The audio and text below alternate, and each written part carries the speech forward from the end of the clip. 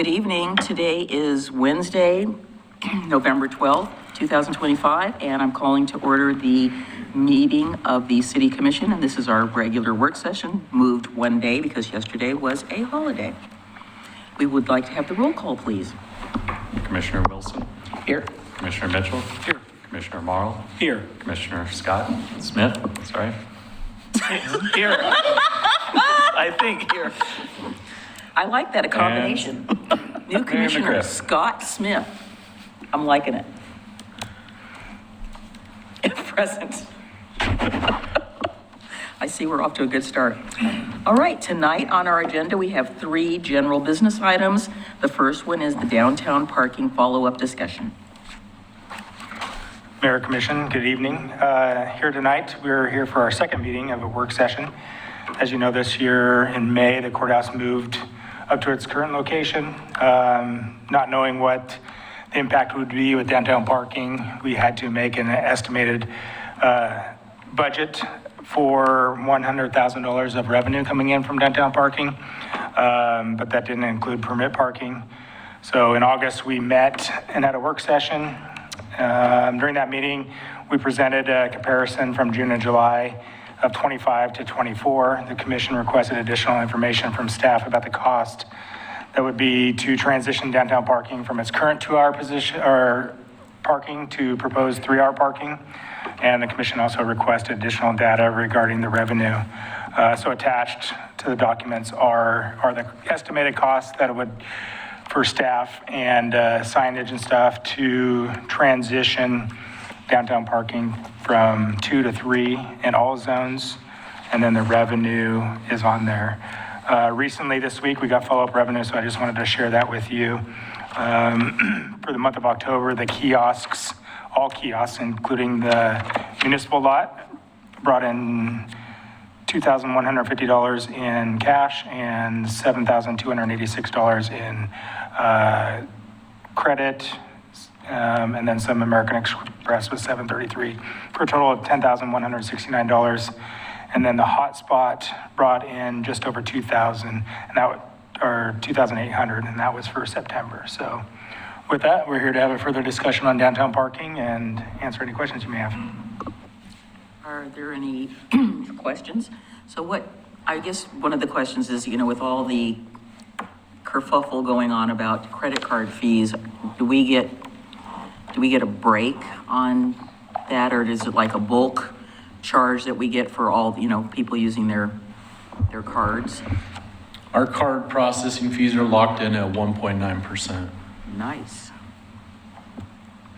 So for that hotspot in September, just an estimate, we actually paid $87.59 in processing fees for basically $2,842. So when I use my hotspot card, not card, but I use my app, there's a fee every time I use that? Correct. But it's not as much as it would be if it was credit card, right? Correct. There's a higher cost to the parking user on a per basis fee than if you have the app and you have money preloaded in the app. That's what I do. Well, I know that we had talked about this previously, and one of the suggestions that came up that you have in the report has to do with, changing 2-hour to 3-hour. And I think some of that has to do with the fact that we have a very robust self-care collective downtown. I mean, there's more of them down there than I counted them the other day, and I thought there were maybe 6. I think there's 9 or 10. And that, ranges anywhere from nail care to facials, Botox, all of that, massage. I mean, we've got kind of a cluster down there now. And some of those appointments definitely are an hour, others are not, depending on what kind of service you're getting. So I think in some cases that does make a little bit of sense to look at how that is. Did everybody get the email from Juliana about her suggestion? I did talk with her. I have a concern about the 4 hours, and we did talk about it. I said, I'm not sure how that would work. And I know one of the things that we had talked about was having DOCA help reach out to the private lot owners to see if we could get employees closer to where they work. I know some of the employees that start at, dark 30, 5 in the morning, probably don't want to park down at the 13th and Main lot because it's really far. And now that we're into not daylight savings time, I mean, it's dark out there. But there may be other lots that are closer, and I don't know where we are on that, Maybe Ryan knows, this Ryan back here, Ryan Brinkley, maybe he knows whether or not DOCA's had any success in talking to parking lot owners. Maybe Code Enforcement Manager Ryan Kersey could talk about a little bit of the history and why we switched to one flat rate. We had many zones down there and it was very confusing, I think Ryan could maybe explain when that change took place and why it took place. Yeah, I think over the years, we've had everything from, I think at one time we had 30-minute, 2-hour, 4-hour, and 8-hour parking, and they were divided up around the courthouse in different blocks. Very confusing for everybody, and I know when I got hired here about 4 years ago, one of the things we brought forward in the first year was kind of just a flat rate to everything, because there was different areas that were 50 cents, $1, using the app, using the kiosk down at the parking municipal lot. And one of the things is basically to keep people moving. And I think prior to me being hired here, everything was changed to 2 hours. And so they looked at, hey, the need for 4-hour zones, 8-hour zones, those are gone. They moved everything back to 2 hours. And now we're seeing a shift. Now the courthouse has moved up to the top of the hill. And now they're looking at, rebuilding it, putting in some residential, putting in some more businesses down there. What does that do with the current businesses? We've heard from some of the businesses, from the people that visit them and say, hey, we need a little more time. And I think Commissioner Marl and Commissioner Mitchell brought up the fact that we want to also see them frequent some of their businesses that maybe they want to enjoy a beverage or some food with their friends after they go to this appointment. That would obviously take them over that 2 hours, require them to move. So I think some of the idea was, hey, how do we consider maybe an extra hour? I think we brought up just doing it on the app, and that wasn't something that was really looked at, but what will it take to do it throughout downtown?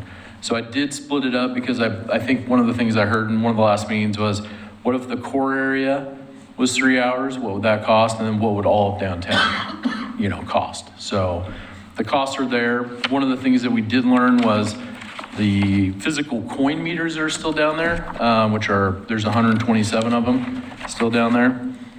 The one computer that Duncan Manufacturing had doesn't exist anymore to reprogram those. So we're relying on some of our contacts from other agencies around the country to see if somebody has a computer that we can actually reprogram those. Otherwise, we're looking at a much larger cost and probably looking at more doing kiosk on those blocks and get rid of those meters altogether, only because of the cost. But the options are out there. Not sure what direction you guys want to go in. Overall, basically we'd be looking at replacing all the stickers on all the machines, all the stickers on the kiosks, all the signage throughout downtown, and those kind of costs are broken out per sign and per meter. I have a question. Oh, go ahead.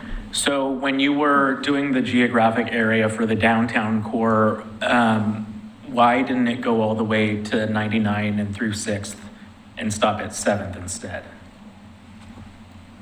I just utilized an older area we had as the core, doing 7th to 11th, and then the larger all of downtown being 99 all the way to 15th or 14th. And we can change this and update it however you guys see fit. Wasn't one of the programming items that you'd mentioned is that you were going to be adding some more kiosks little by little over a certain, I can't remember what the time period was, but we were going to get, X many this year and a couple more the next year, or not a couple, but keep adding till we were going to discontinue using the coin meters. Yeah, and I think the biggest thing is the budget. Yeah. This time around, it wasn't something where I think they're coming in right around 13,000 per kiosk. just to get them here, get them programmed and installed. So, and then I think the overall discussion of, kind of waiting until the courthouse left to look at maybe doing a parking study, really getting an idea of what we're seeing down there, getting the updated maps, how busy it is. That was one of the biggest goals for us, is to really look at, getting those professionals in to hand count every single car for 16 hours and say, okay, what do we have? Because, we have the 2022 plan, but it also focuses on all the county employees and state employees that were down there, so. I think the other thing is too, is remember we did get funding from the state for 10th to 15th for streetscape improvements. I think there was hoping to maybe coordinate some of those sidewalk improvements, pedestrian improvements that we'd be making. Yeah. Hopefully we can afford Remember that. some of the upgrades there, Yeah. Brian, fixing sidewalks and whatnot. you said 13,000 per kiosk? Right about that. It was like 12,800. And if we were going to try to get rid of all the meters, how many kiosks would we need? It's a figure I don't have today. Yeah, I just- could have been, I I could have won't been hold you prepared to with it, that. He but- did give it to us in the past. He told Yeah, us how many. it would probably be roughly another 15 kiosks Oh, okay. or so. We do one per block. We try to do one per block face. Some of the smaller blocks, if there's only 2 meters on or 2 stalls on one side of the street, maybe 10 on the other, we'll do the 10 side, put one there. That's kind of how we've done it so far. It's been interesting, and I'm sure other people have observations too, but since the courthouse didn't move, the physical courthouse is still there, the other courthouse, the employees moved, there are, depending on which day of the week, but I know that I randomly go down because I've got appointments and I just put them all over the place. Some days it's, there's not parking, and then you go down another 2 blocks and it's all full, or you go down another 3rd block and it's full. It's just really varies. And I know when I was downtown last Friday, about 3 o'clock, there wasn't a space to be, they were there. You just needed to know where to look, but it was, whatever was going on, people were downtown. And even on Saturday, which we don't charge, but on Sunday, people going out to eat, very busy.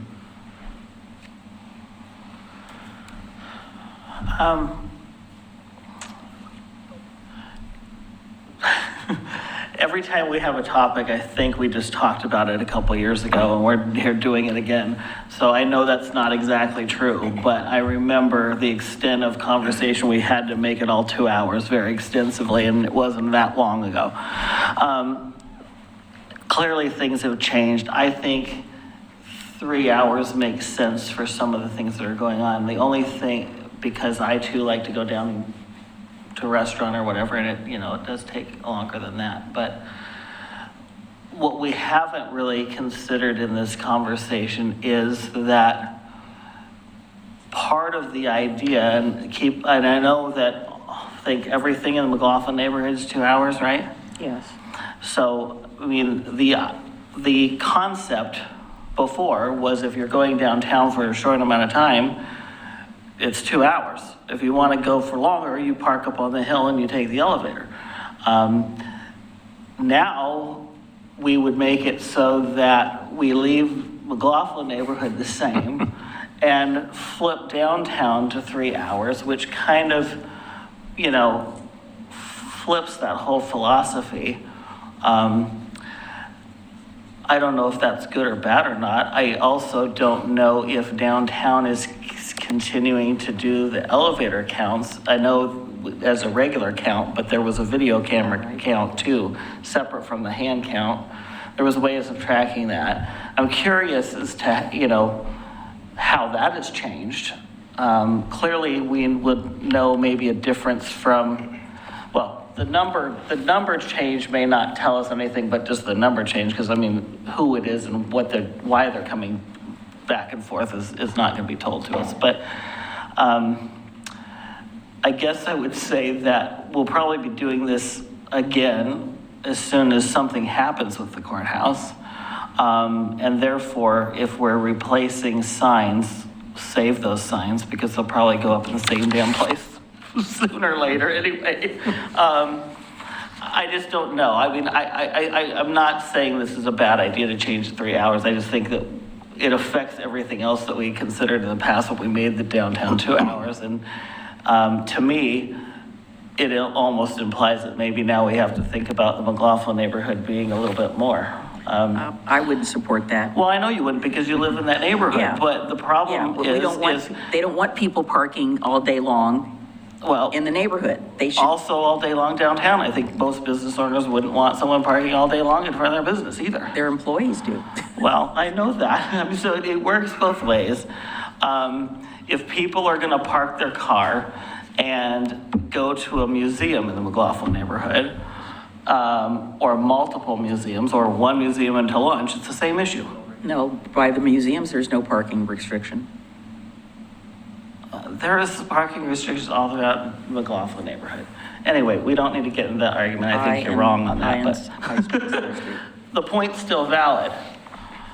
There are people parking in the McLaughlin neighborhood doing things that are, not 2 hours. If you want to go to lunch at the Hive, or you want to go to a museum or whatever, it's same thing. So I'm just thinking we need to think about the whole. Just changing one part of it, when we did one part of it and the whole thought, we thought of everything as a whole before. So what we did on the bluff was connected to what we did below. And so now if we change one thing, we have to assume that that's going to affect the whole thought.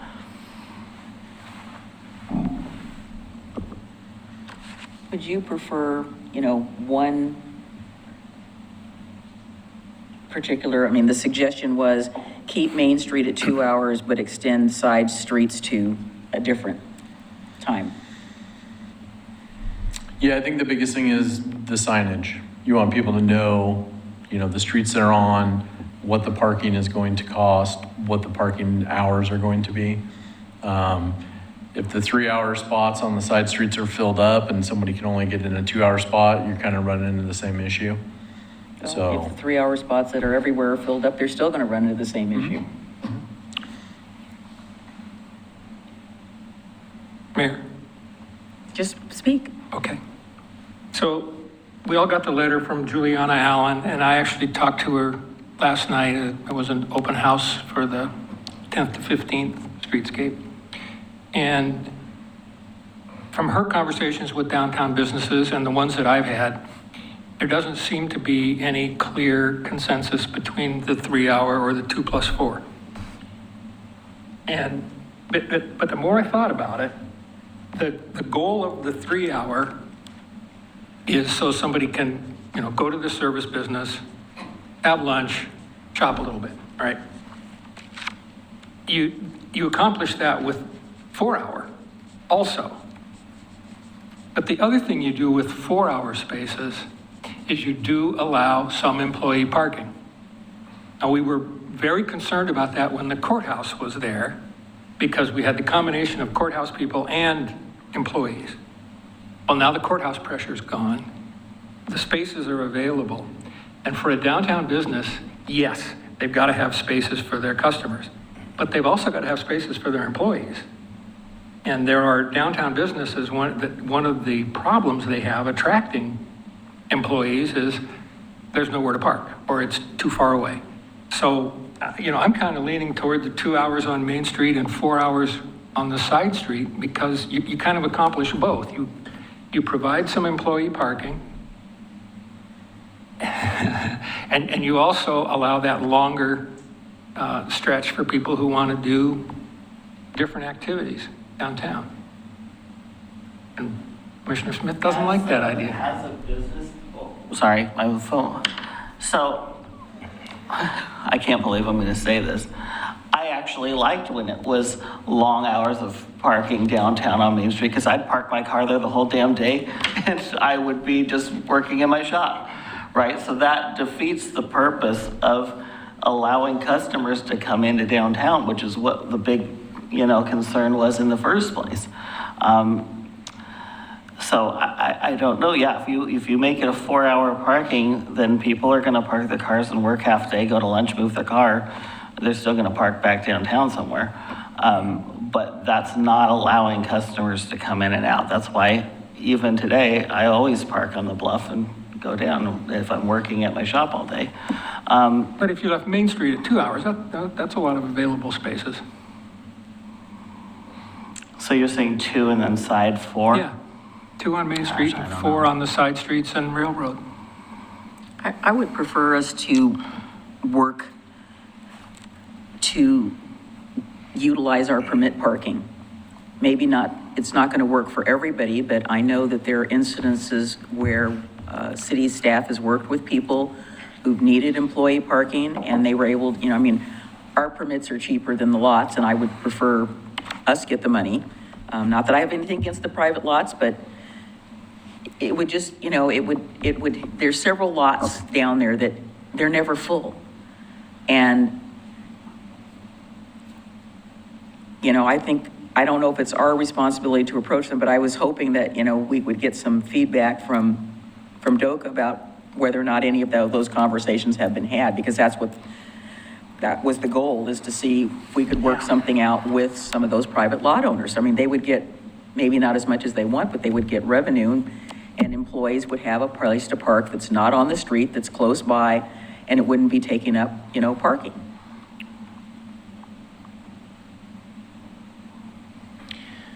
I think whatever we do, I was thinking about this last night, you kind of brought it up briefly, is I feel like in just a couple years, we're going to be having that same conversation again when whatever project happens at the courthouse comes to fruition, we're going to be back here again because it's going to substantially change the nature of what parking in downtown is. People who live there be parking on the street all Correct. day, And so Or night all. my perspective is I want to make sure that we are, addressing the needs of the businesses downtown and the patrons downtown, and recognizing that this is, in my opinion, maybe a 2-year solution, and we're going to be coming right back to this again. Well, I agree with you. I mean, I've heard the same conversation. There's not really a consensus. And I've talked to people that I frequent their businesses quite a bit. A lot of them already have permit parking, or they have spaces near their business in the back where they park. So that isn't a particular, issue. And I'm talking about going from 5th, White Rabbit folks, all the way up to where Modified is. And there's a bunch of businesses that I go to on a regular basis. It's when I've talked to Tara Wansall at Watershed, she's got a particular situation because they start 5 a.m. But some of the other businesses, they're not there that early. Well, if you think about who serves breakfast down there, I don't know how early Coffee Rush opens, but they probably open early-ish. And other than that, nobody else is serving breakfast. It's all pretty much lunch or dinner of the restaurants that are down there. White Rabbit doesn't open until 9.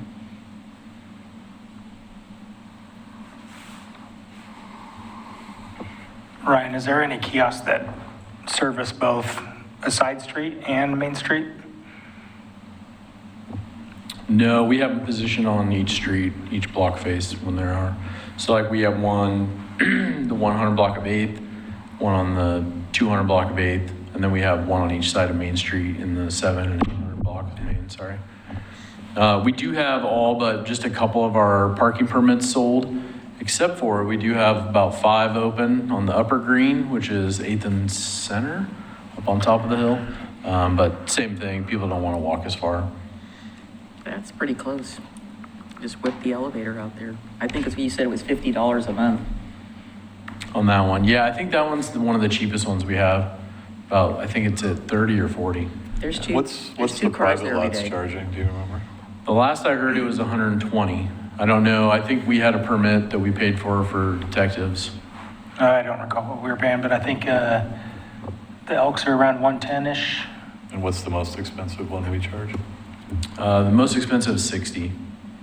So I think this is something we've brought up a couple times, and I know, how does it relate? 'Cause I think if I'm remembering correctly, right, it used to be 8 hours, right? And then we went to the 2, 4, 8-hour concentric circles away from the downtown core, right?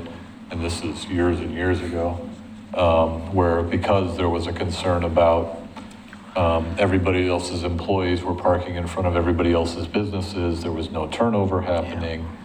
So they went to kind of that core, like Ryan was describing as 2 hour. You go out a little bit further, you'd get to, I think, 4 hour, something like that. And then I think we had 8 hour. This was before, as you were going towards 15th, there really wasn't a lot, you know, of what we're seeing now with corner 14 and Carnards and all that down in there. So we were kind of pushing that down towards that Main Street parking. I mean, I think, you know, it's just something to think about in terms of, you know, just the whole objective of the downtown is to get that turnover at some rate, right? Is it 3 hours? Is it 4 hours? You know, I'm not sure. I just know, you know, why the parking plan was put in was because of the lack of turnover for some of those businesses down there and how, you know, the complaints we were getting about that. And then I think the other thing is we probably at some point do need to have a conversation, right? I mean, you have so much private off-street parking availability, right? And I don't know if they're ever gonna come down to where our rates are. I think our rates are extremely low. Like, we shouldn't be sold out and have that much capacity in the private lots, right? There's an imbalance there. It's putting pressure on our public streets, which are really to try to turn over and move people in and out to support the businesses that are down What do there. we charge on Railroad Avenue for, that's permit parking? I think the green permits over there are 40 per month. To the extent that the courthouse redevelopment does affect parking in a couple of years whenever it's done, it's also important to remember that that development includes its own parking lot, its own subterranean level of parking. And ideally, the residents will be there. And hopefully, having people who live on our main street will spur the vibrant downtown that we want and attract more people to come. But as it relates to just the building itself causing the need for more parking, I don't know if that's going to be the case. So, I mean, it does include parking, but it's not for 100% of the units. And that alone would also, I mean, I would assume attract additional parking, people coming to visit, you know, deliveries stopping by. Well, right, and that was my So, yeah, point, yes. Yeah. But a permanent resident, if they don't park in the basement, are not going to be able to use on-street parking. They're going to go down and move their car every 4 hours and 24 hours a day. Or purchase There'll have to be a lot Yeah. somewhere that they would use if they aren't in the basement, because they're not going to be using visitors, yeah, a little bit, but they're not going to be using on-street parking. Yeah, well, Holmes Park, they have, you know, one space in quote unquote the garage and one space in the driveway. But you go down Rylance, it is packed full of cars on their side and they're coming across the street on the other side.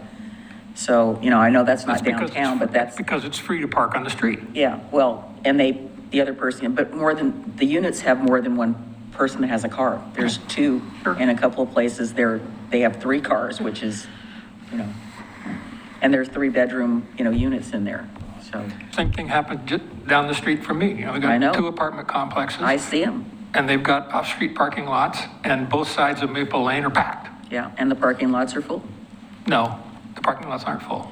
Well, They're parking on Maple Lane because it's closer to their unit Yeah. than back on the far Yeah, side in the every parking time I lot. go to Las Flores, there might be a space, and that's during the day. Yeah. So the point that I was trying to make in bringing up the redevelopment was that, and I did bring up the fact that it's going to cause secondary parking effects, but as it relates to the residents themselves, what I'm saying is that I don't think that the change in the parking situation downtown is going to be changed enough in the positive as it has been affected in the negative now with the moving of the courthouse, is what I'm trying to say. Courthouse employees. Well, do we have any consensus on the suggestion to keep it at 2 hours on Main? Or do you want to or make it all 3 hours? I'm not supporting a 4-hour parking space at all, so. The problem is, I could argue every one of these. And so the point is, if we are going to just randomly decide this because someone thinks that it's a great idea, is that enough? because all of us could say any one thing, and it makes it to the point that we will probably be doing this every year or two. And in which case is that just a waste of money? Because every time if it was one thing, if it was all online and it was just change the signage and we printed signage for 1, 2 hour, 3 hour, 4 hours, and we interchange them anytime we damn it all plays, then that would be a lot easier. But it's reprogramming things every time we do this, right? And so there's no way in my mind to believe that in a year or even 2 years, we're gonna have a different conversation and redo them all again. And it's just, how often are we gonna do this? Every year? I don't think we should do it every year. I don't either. But we also made decisions in the past based on a reason for doing it, not just that, oh, I think this will work. And that's what we're doing. Because we don't know what's coming. We don't know what this change is going to affect. So what are you suggesting? I'm suggesting that, Wait, I mean, other than trying something, are you suggesting a parking study? Or an update to the parking study? well, I know how we all feel about that, but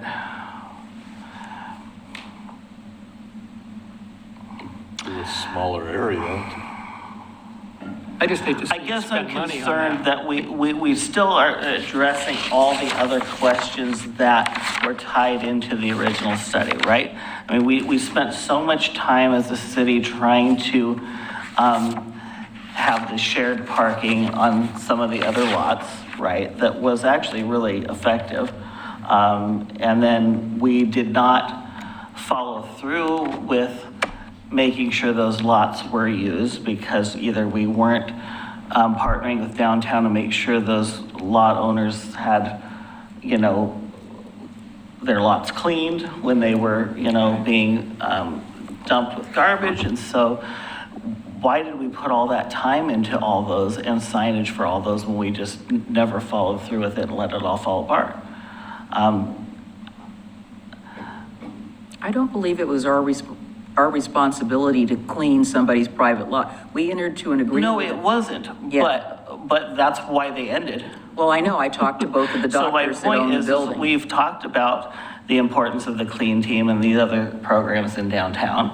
And if we wanted shared parking on lots away from Main Street and the city was, committed to that, then you would think it would be a smart idea to work with those property owners to say, well, yeah, we'll run a street cleaner down there every week or whatever. Well, you recall, it was after hours, it wasn't during the day. I understand Yeah, that. okay. My point's the same. Yeah. All of these things were intertwined. And there was a rationale for all of them. And now we're just gonna make it up as we go. So if you guys wanna make it up as you go for it. I'll just leave it where it's at. What's the alternative to making it up as we go? That was the question I was trying to I ask. think just leave it as that until we have a reason to, other than just we think it's gonna work. I don't know. I'd like to have some rationale for. Go ahead. Can I offer a quick suggestion? Sure.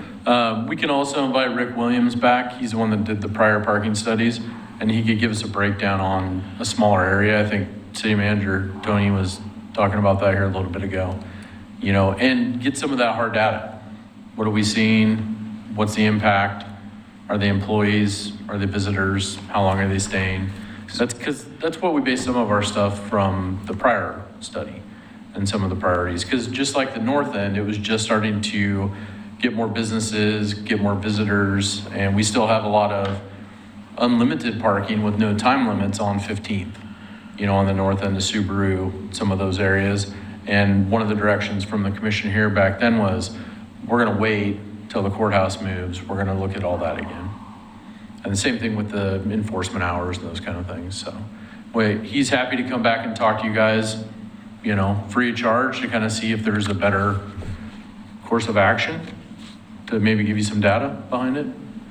So the hangup here seems to be about making a change and then not knowing what effect the courthouse redevelopment will have. But the fact remains that regardless of what's there, the need for patrons to have more time still exists. So I don't know why that would keep us from doing the 3 hours right now, at least in some part of it. And again, I don't believe that whenever that courthouse redevelopment is done, that it's going to take us back to where we were with the full courthouse capacity, which is still going to leave us with some question marks. But it's not, I would be very surprised if we get to a space where it's overflowing with parking after it's completed. So I think that we should still move ahead with a portion with the 3 hour parking because that need exists regardless of what's at the courthouse.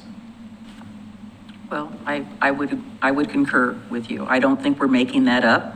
We've been hearing about this for a number of years, and I'm not feeling really inclined to spend, even if it came free of charge, I'm not really inclined to spend money on updating something when I think the basic information we have in there is still valid. I know that the employees moving out has definitely made somewhat of a change. I don't think it's as drastic as everybody thought it was going to be. But I think you're right. I think we have identified and we've been asked to take a look at this, and I think it's a valid concern.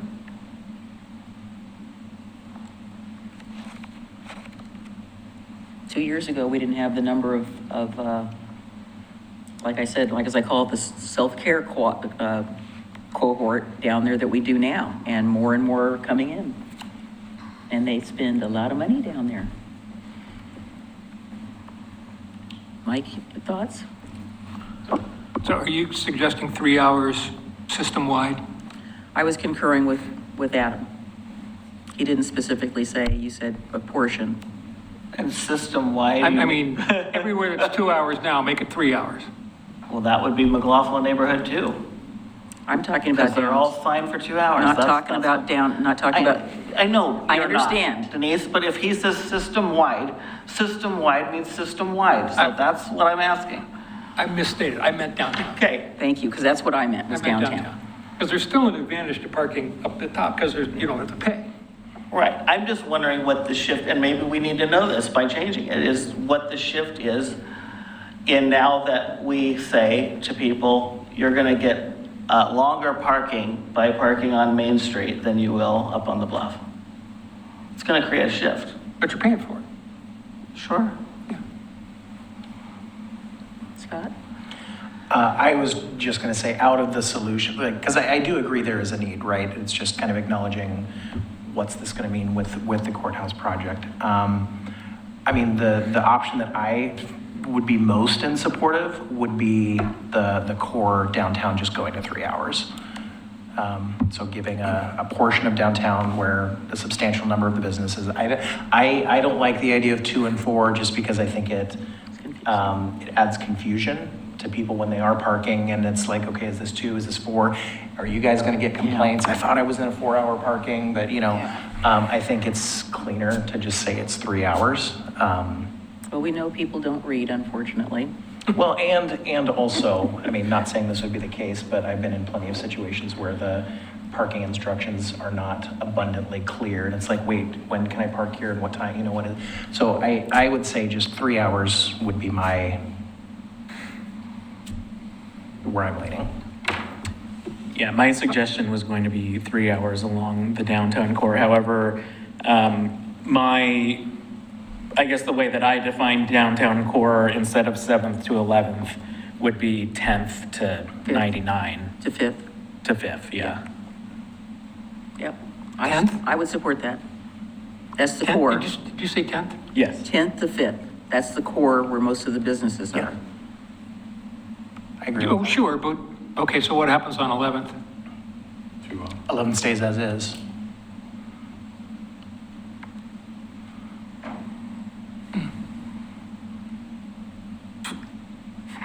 I would rather see it go down further. Okay, I mean, I could support it.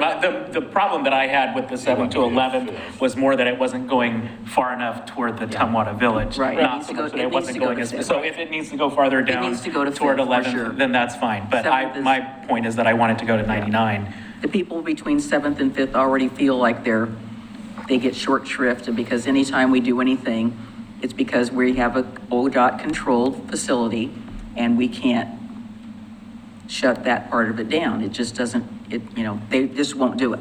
So it sounds like we all agree on 5th on one end. Yes, Where's the other end? I would go to 12th.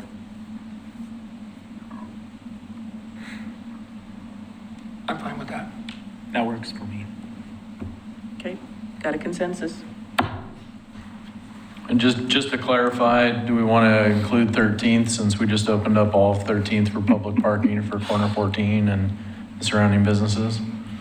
Or leave that at the 2 hours? We just installed that a few months ago. On the street? Yeah, we took it from the permit parking, but the permit Or are parking. you talking about our lot? Yep. No, the street parking on 13th is all 2 hour parking. Adjacent to it. Yeah.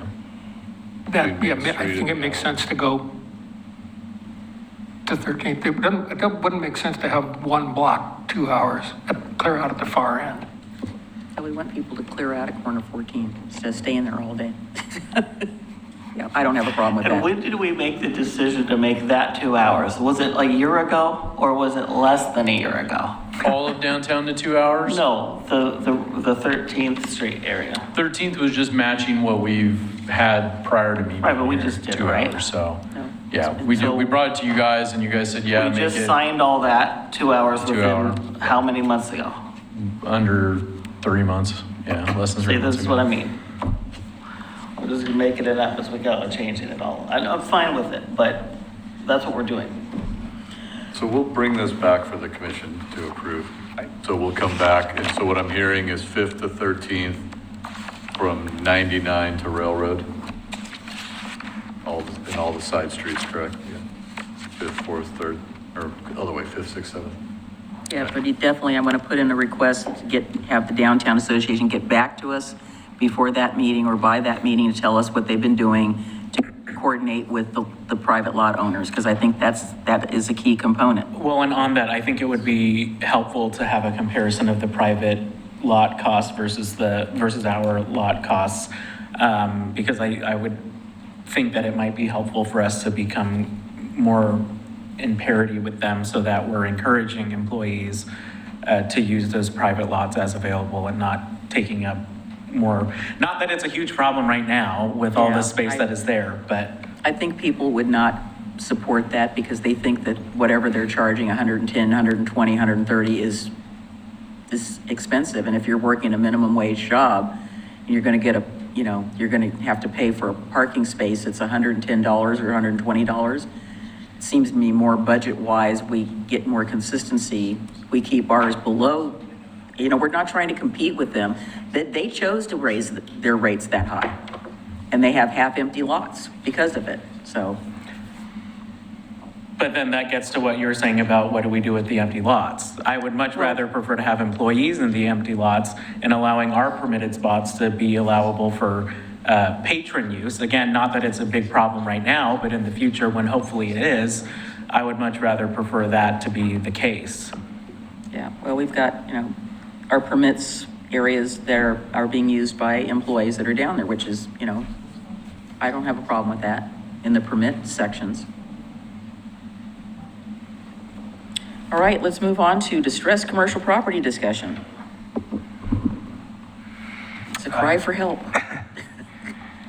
Good evening. This work session is to provide an opportunity for the commission to have a discussion about possible options to regulate commercial properties that are vacant, not maintained, and/or distressed. This was a commission requested to have this work session, so we provided our current Oregon City Municipal Code 15.11 and 15.25 they're basically address building maintenance for your guys' review. One's also demolition by neglect. That one's for residential properties only. We also provided several examples from different jurisdictions of different building codes that they have. So This is another discussion for you guys to have, and maybe we can answer some questions for you. Well, some of those buildings probably should be demolished. Unfortunately, they're in definitely distressed state. Start with you, Scott.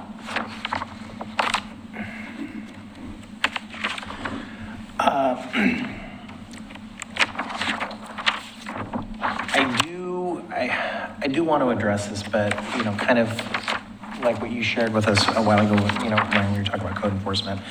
Whatever we do, I don't want this to be punitive. I want this to be encouraging of some level of like use and development. I don't want this to feel like a punishment, but, some way to nudge, like, what are we doing with the vacant and distressed property? So as far as like what my thoughts are, I truthfully, I don't know. But that's just kind of my initial feelings. Rocky? I don't have an opinion at this point.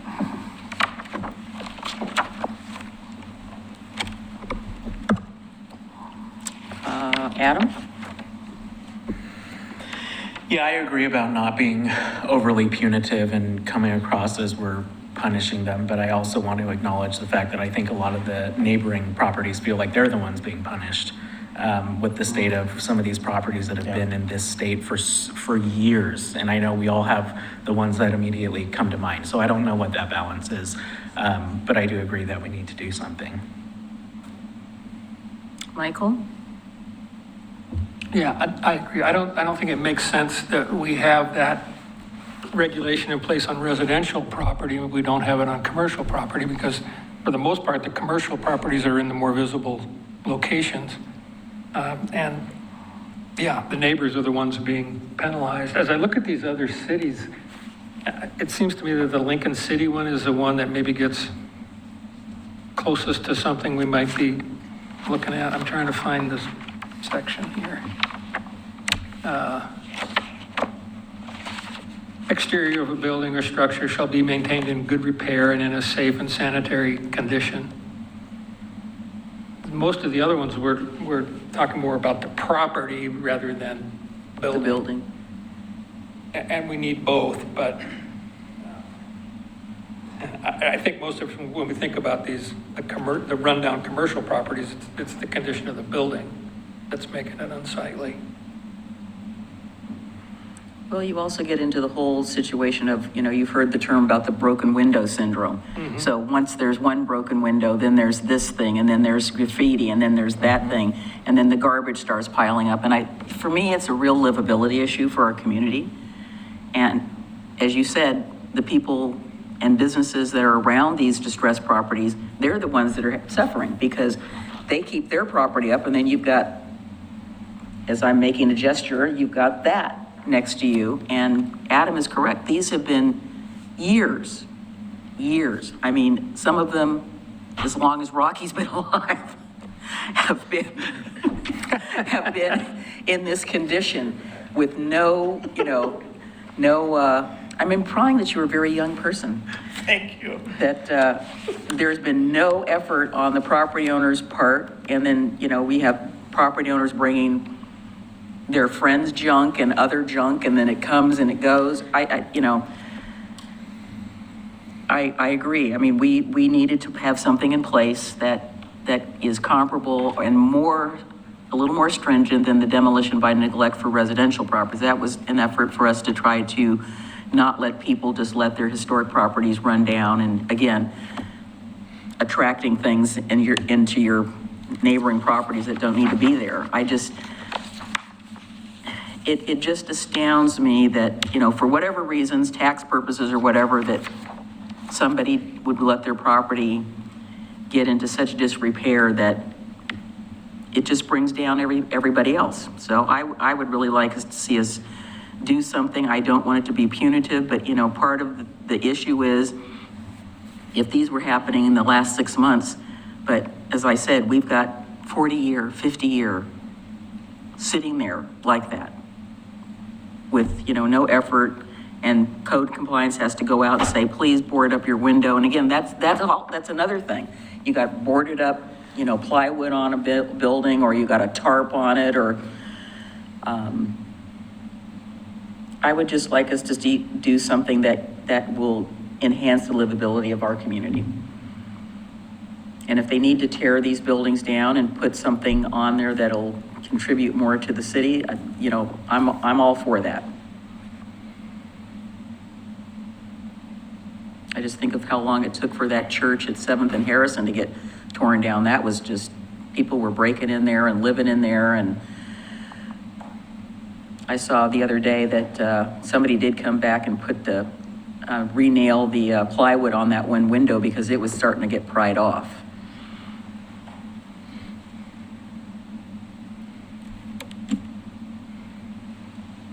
So did anybody have any thoughts about the ones that were submitted, Lincoln City, and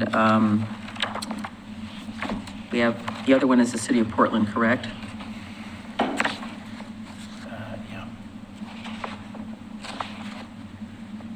Wanted to give you kind of just a variety of examples of how intricate you can get and inspect everything on the property, or some of the cities kind of wrote their own for their own needs, We have stuff currently addressing overgrown vegetation, solid waste, garbage. You guys helped us get the graffiti ordinance on the books. That's been a great help.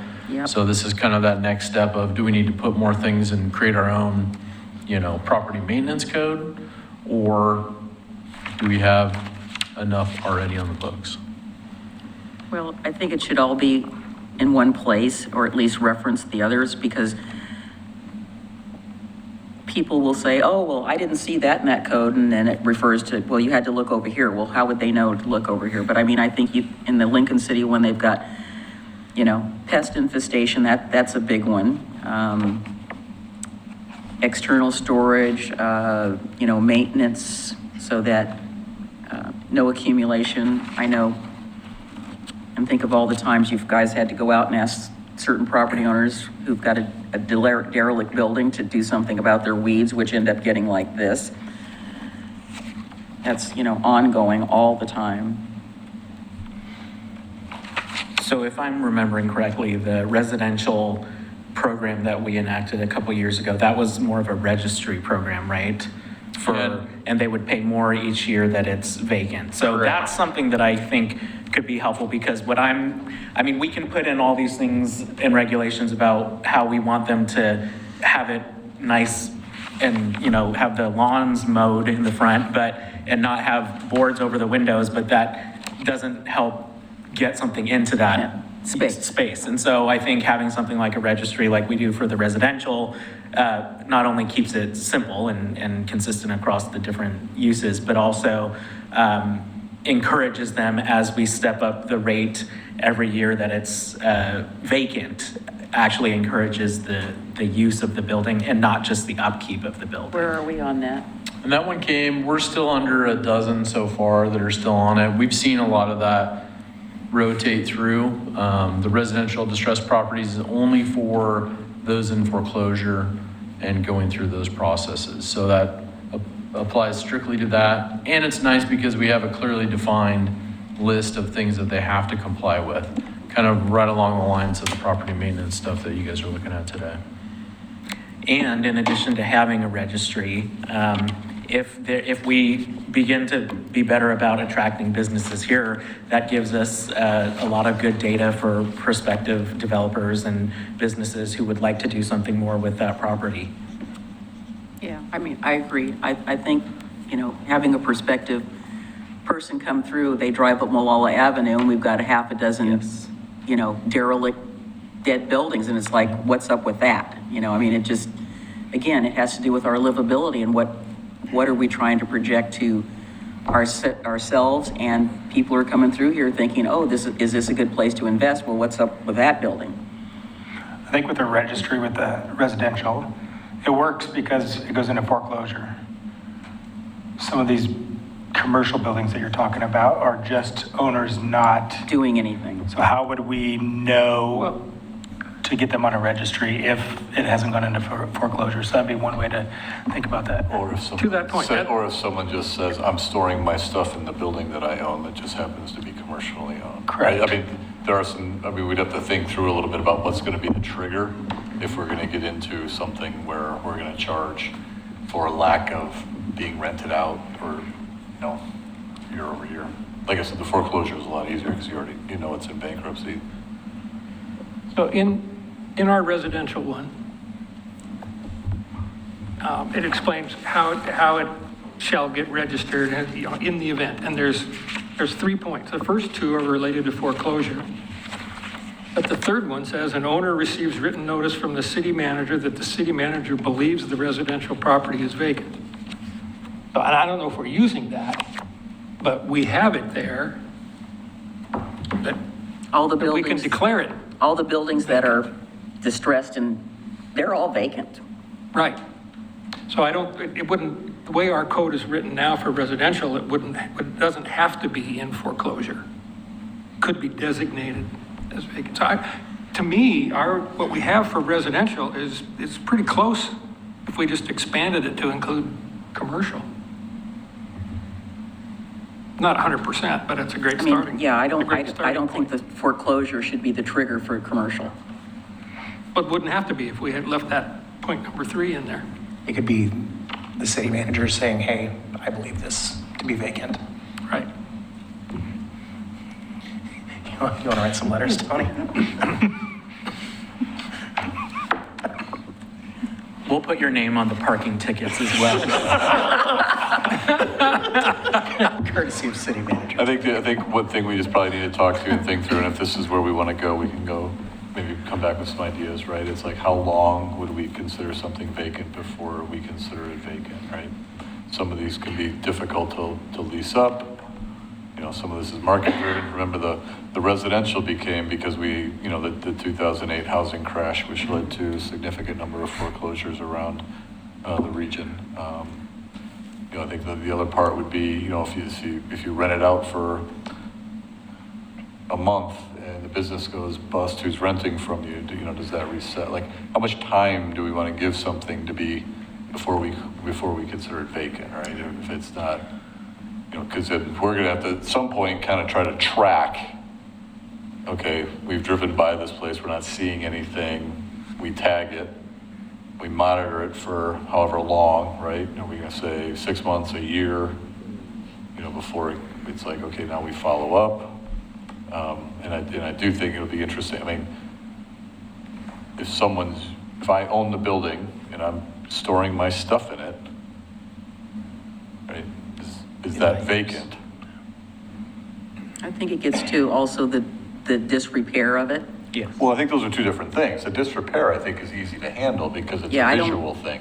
The yeah. use gets a little harder, especially on commercial, just because of, turnover, ability to rent, personal use, right? I mean, it's a little bit different. I don't disagree that there's, triggers we can create. Just residential is easy. You usually don't see houses I don't think. turning over and over, or becoming vacant, maybe a rental, you lose it. But, typically on the housing, we were really trying to make sure we had the banks responding to cutting the grass, paying the bill, right? Because essentially most of those, what we were dealing with were bank foreclosures, and they were so overwhelmed, you had to force them to come deal with the property. Yeah, and that's, to me, that is completely different.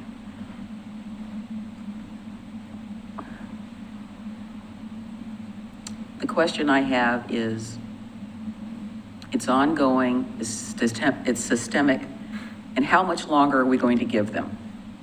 It's just, Should we start with Center Street? huh? Yes, I'm just saying, like, Yep. how long? yes. Right? It takes That a has long been time. That's been derelict ever since I moved here.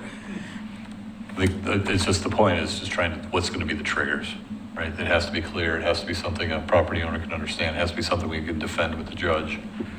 Well, I think it gets to part of what the mayor said about the physical appearance. And I know that there are different things, but I think that the physical appearance can be a clear and objective, quote unquote, threshold. I mean, because I would much rather, if we're prioritizing and we know all the ones at least that we can think of really easily in our head and we're prioritizing them, obviously I would like to go after the ones that are in disrepair. And even though the goal isn't necessarily, it's for them to come into repair, but also for it to be used. And so I would be supportive of using that as one of the thresholds, recognizing that length of time and what actually considers, or what's actually considered to be vacant is a difficult thing to classify. I think the disrepair is simple. I mean, it's much easier, right? We'll define, like in the Lincoln City one, right? You can't have boarded up windows for more than, I think, 90 days, right? I mean, that's easy. It's something you can measure. It's something you can document, right? Downspout's not working, right? Gutter's not in good shape, right? Roof in disrepair, right? Easy visual things to document. If someone's actively leasing a property, is that considered vacant, right? Or, I mean. I don't know if I want to use vacant as a trigger. It's basically, in my mind, it's the disrepair and degradation of the building over, I mean, again, most of those have been that way for 20 years. They're not getting any better.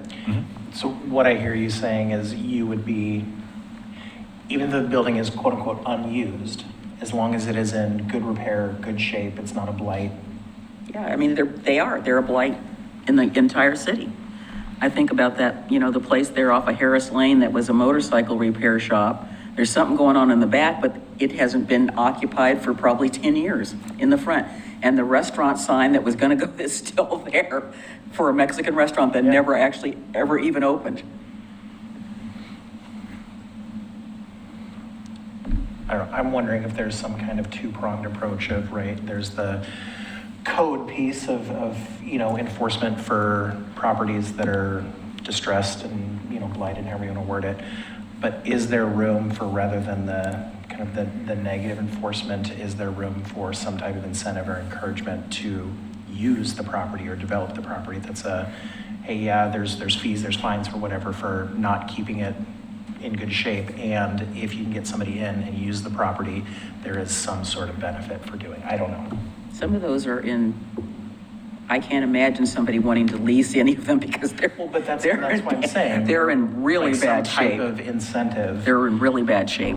Well, and from what I was talking about, just trying to keep the regulations consistent between residential and commercial by doing a registry like we have for residential. I think the incentive is you aren't paying an increasing amount every single year for having a derelict building.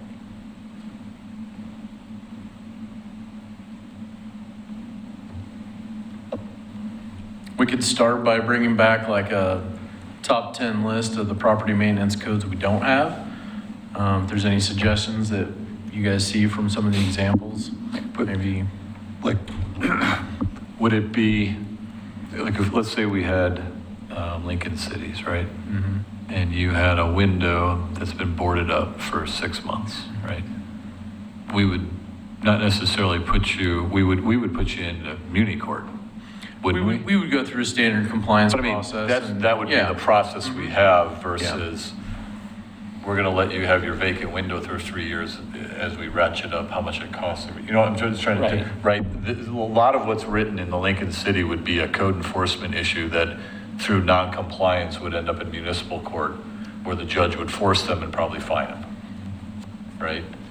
Versus the home registry was a little bit different in that,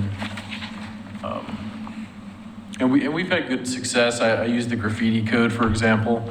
Now that we have got it on the books, it's a great tool to get things cleaned up right away. Because people don't want that daily fine every day after the 10-day period and we notify them. They don't want that fine. So, and some of the commercial properties, they get tagged a couple times a month. So we're in great communication with them. They're like, yep, we saw it. We're out there tomorrow. so I guess I'm hearing two, right? I think there's probably two things, and when we come back, maybe the commission, if the commission wants to think about it, or if they want to give us direction tonight, right? I see the one is the standards for a building, I think are very, what are easy to do, right? It's something you can look at, it's something you can write down, it's an expectation that has to be met, and we have a process. If you don't meet it, you go through time with code to fix the issue. You don't want to fix it, we put you in front of the judge, right? That's kind of the one component. The second component is the use component. I think that one's a little bit more, probably needs a little bit more discussion, or it's a little more nuanced, I think, as to what's the trigger? If I put a for lease sign up, am I now trying to use my building, right? I mean, it's not as cut and dry as the other tract. And so what do we want to try to accomplish? I don't want to try to use the vacancy. I mean, they're all vacant, at this point, except maybe the one next to Taco Time. I think there might be some storage, but again, that building's looked like that since I've lived here. And it's not getting any better. Well, and so that's why, if it's hard to determine use, right? What is the trigger? Is there a way to incentivize through positive support use of the property versus coercing, if that makes sense? I don't know. I say either they fix it up or they should. It would be better if it was a vacant. Some of those buildings would be better if they were a vacant lot.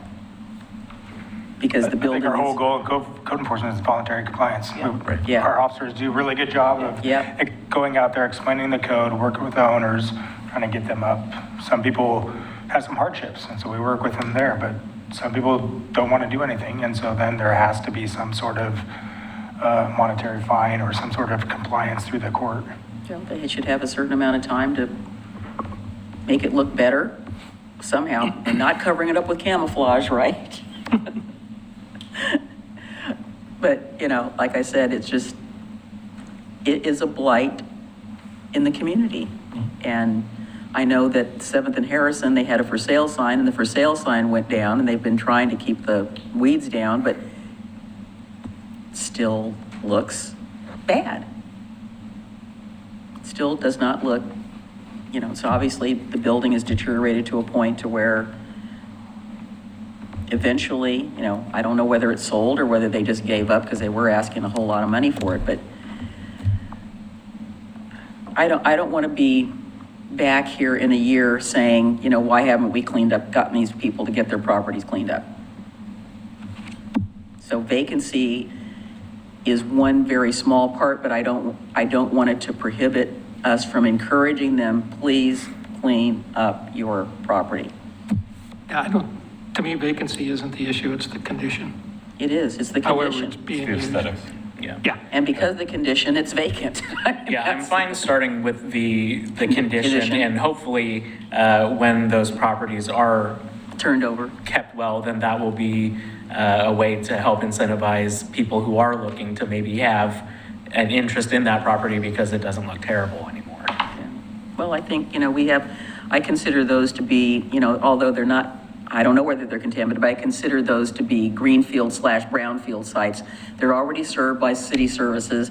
If they were cleared, we could put something else there that would benefit the community better than just having, a vacant building. And I've been looking at the two on either side of Pearl. One building is in really good condition. It's got a for sale sign, and the other building on the other side they brought more stuff on the property. There's now a trailer, and there's a bunch of other stuff sitting on the property again. So it's just, attracting more and more stuff. Okay, so we'll take something similar to Lincoln City where we're focusing on windows, doors, roof, siding, drainage, yard debris. Did they have anything like this in Happy Valley from your experience? They did look at something. They chose to look along the lines similar to this, where we're doing property maintenance codes, adding different things that we wanted. They looked at the international building codes because they actually have a property maintenance code in there, but it was pretty heavy on the actual building inspection side as well. So you need to have a certified building inspector to do some of these inspections and make those reports. So they chose not to adopt that. I mean, they adopted through reference. The building department can still use it, but it wasn't something for code enforcement. I'd be concerned about having our people go into any of those buildings as a safety issue. I just remember how long it took to turn over the Baker garage there on 7th Street. And Ben James took a chance and he bought it, and it's now contributing to the community, and there's another business in there, and but for a long time that was just a complete blight on the property, on the street, and it was contaminated, and that was, I can't even think of how many years that took. I'm thinking of one large property down on Main Street, like, right? I mean, that's, some of those buildings were very dangerous and people going in there and there was a fire that started. So, I mean, some of them are very dangerous too, so. But I know they're working on that. And so like, that's another thing. We got to be like, some of these properties are very large. How are we going to deal with that? Some of these are very small. So a lot to consider. All right, I think we got consensus. All right, revenue sources discussion. Okay, great. I'm gonna Show me the money. have Matt come up as well. So we put together the staff report in response to the commission. I think part of this discussion was obviously going through the budget. Thank you. Some of the, what we saw in terms of revenues, expenditures, where the budget is Take the hot seat. relative to our staffing levels, but then also, there was some discussion about, the percentage of properties in the city limits for Oregon City that are not taxable. And so, it was really talking about what are some of the potential revenue tools that the commission could think about if they decided to look at ways to add revenues.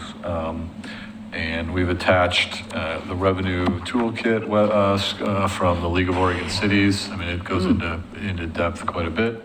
But when we try to think about how do we do, what I was kind of hearing was, how do you do two things, right? Potentially raise revenue and potentially do it in an equitable way for all the users, which means how do you get to publicly owned, nonprofit, et cetera, which tend to be a big component of that. And really, taxation is not a way to do that. Operation levy is not going to do that. GO bond's not going to do that, right? So that's where that fee comes into place. City has two fees that we have in place. Community Safety Advancement Fee, or CSAFE. It's a flat $6.50. That was put into place a couple of years before we then went out, and it took us 2 tries to get approval from the voters to take the debt on for this facility here. That 650 raises, I think, 1.25 million, 1.26.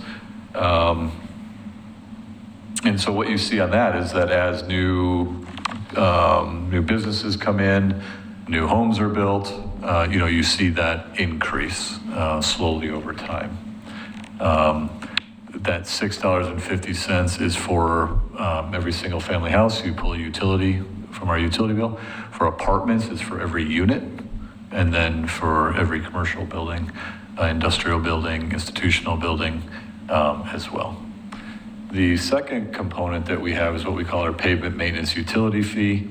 The difference in this fee is that the residential is held steady at a rate, and then the commercial and industrial institutional is on a scale utilizing the IT manual for trips. So you see, a large trip generator, because this is being used to replace pavement, which, higher use, higher impact, pays the higher fee. So you'll see a sliding scale on that. The pavement maintenance utility fee begins at about 3.1 million per year. We were asked a little bit about, potentially gas tax, certainly something that could be implemented. It would need to go to the vote of the people in order to implement a local tax on gasoline. We don't have estimates for, if this is something the commission is interested in, we could certainly do research and look at what other jurisdictions are trying to do. We could try to work backwards to try to get some idea of how much gasoline is sold here to come up with a revenue estimate. We don't have one for Oregon City itself. Also included a flyer from the city of Milwaukee. They charge a public safety fee. The flyer was as they were going through that process, but on that flyer you could see what other jurisdictions were charging, as well as, and I'm not sure, I don't remember exactly where they ended up. I think it was flat for residential, and then there was a sliding scale on the commercial side. And, when Matt and I were talking about this, I think taking it up a level is, what are we trying to solve? Is it to raise revenue to do deferred maintenance for parks? Is it to raise revenue to add operational capacity in parks? Is it operational capacity in police, right? What are we trying to solve and at what level, right? Let's say we did $6.50, we brought in $1.2 million, you split it 50-50 between parks and PD, and you could hire 2 police officers and, $600,000 worth of deferred maintenance in parks. So I think the first question is, what are we trying to accomplish? And at what scale are we trying to accomplish? And then we could probably then start, molding, what type of revenue options would there be? But realistically, if the goal is to, try to just distribute this amongst all the users in the city, regardless of public, nonprofit, then, you're really into that fee type of a situation. Kind of high level, but I was hoping maybe just facilitate the discussion with you all as to what are we trying to do? So I have a few thoughts, if I may. Please. First, I'm opposed to going down the gas tax lane because the voters aren't going to approve it, and we're just going to waste money putting it on the ballot on the city's dime. And also, the state gas tax just increased or will be increasing in addition to a variety of other transportation-related taxes and fees. And so, even if there was a chance that it could be approved by the voters, I still have a hard time with that because of the additional costs that are already coming their way. I don't know. So, in terms of a goal for me, this just stems from our budget committee discussions about the structural imbalance that we have. And so I don't know specifically how it would be split between the various needs that were very apparent as we were going through the budget process and as we were making cuts. But I do lean toward a more graduated fee like we have with the pavement maintenance utility fee, because I think that gets kind of toward what I was talking about in past conversations, which was the large government employers in our city who bring in a lot of people from out of town and using our infrastructure, but who aren't necessarily paying for that infrastructure. I don't want to get into anything needlessly complex like a payroll tax. So I think that building off of something that we already do well is a place where we could start. And the one thing I also wanted to mention real quick was just, and these are estimates, right? We didn't go down to specifics, we're using, percentages and estimates, but, the one thing that has always been clear, this was clear when we did C-Safe, was why I put in there what the city's maximum tax rate was and the assessed value for 2025 for the city of Oregon City, and this was the total, right? So once again, these are estimates. We didn't pull urban renewal out of there, so this is just taking the 4.18 billion dollars. Wait, yeah. So at 10 cents, if you added 10 cents, that would generate $418,000, okay, for the city. On a $400,000 home, assessed value, not We're adding market, 10 cents to what? to the tax rate. Oh, tax rate, okay, Tax that's rate. what I thought you said, then, Yep. yeah, So- thank you. So a $400,000 home, assessed value, that's $40 per year, okay? If you did a fee at $40, you raise $648,000. So there's just a significant amount more revenue potentially raised through the fee just because of the percentage of untaxable property in the city. So I just wanted to point that out. And like I said, these are estimate big numbers, but we saw that in C-Safe where it was cheaper to do the fee than to try to do a geo bond. And that's one of the reasons why I had a hard time with increasing our property taxes, is because the main thing that I want us to be able to do is more equitably tax all of the properties in Oregon City that are contributing to the infrastructure and human services needs that we already have, or human resources needs that we already have. So, yeah, thank you. Well, I guess one of the questions that I have, and, that's one of the things I've been trying to find out is, in talking to other cities who are also county seats with the same sort of issue with an imbalance of taxable versus non-taxable properties, I kind of have to exclude Hillsborough a little bit because they have the high tech, which helps some of that. But we do have a disproportionate number of non-taxable properties. And I'm talking about everybody, citywide. And we are all very aware of how much pressure that puts on our infrastructure resources across the board, everything. And I know that it's our goal to try to figure out how to capture that. And so I've had, half a dozen people talk to me and email me about a gas tax. And I said the same thing you said. We could have been, had joint brains, because I said, that's coming. It just isn't going to really go to us. And so I know we have a cost share with the county. I believe you've told us this several times, where they have that vehicle fee, and I thought we got some of that money to help pay for some roads. Oh, the vehicle Registration fee, yes. So, yeah. We get a little bit of that to help with, and it's dedicated to roads, which is, that helps. It's not nearly enough, but it helps. A little bit goes a long way, and we've been very good about trying to stretch our dollars from that particular fee to really help. I agree with you that we don't want to raise, property taxes. I think it's impossible to try to even look at a local sales tax and a gas tax. That's a non-starter for me. So the question that you're getting at, again, what is the problem we're trying to solve? Are we trying to solve, how do we balance things out? Because even if we continue as we continue to grow, that it's never going to be balanced between the taxable and the non-taxable properties. It's never going to get to where we're like this. I don't really know what the answer is. And if we do local levies and things like that, it only affects the people who are in this jurisdiction who would be paying for it. Is we're trying to figure out how to spread the cost to more people. I think one time one of you said, yeah, we should have a toll when you come into Oregon City. a minimal toll fee that you pay to enjoy our beautiful environment.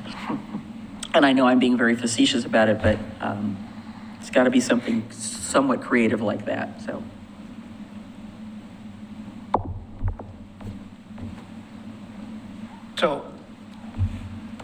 I'm not looking for a way to just raise more money. I am looking for a way to fix that imbalance because of the non-taxed properties. And I agree with what what everybody has said about a gas tax. I don't want us to go after,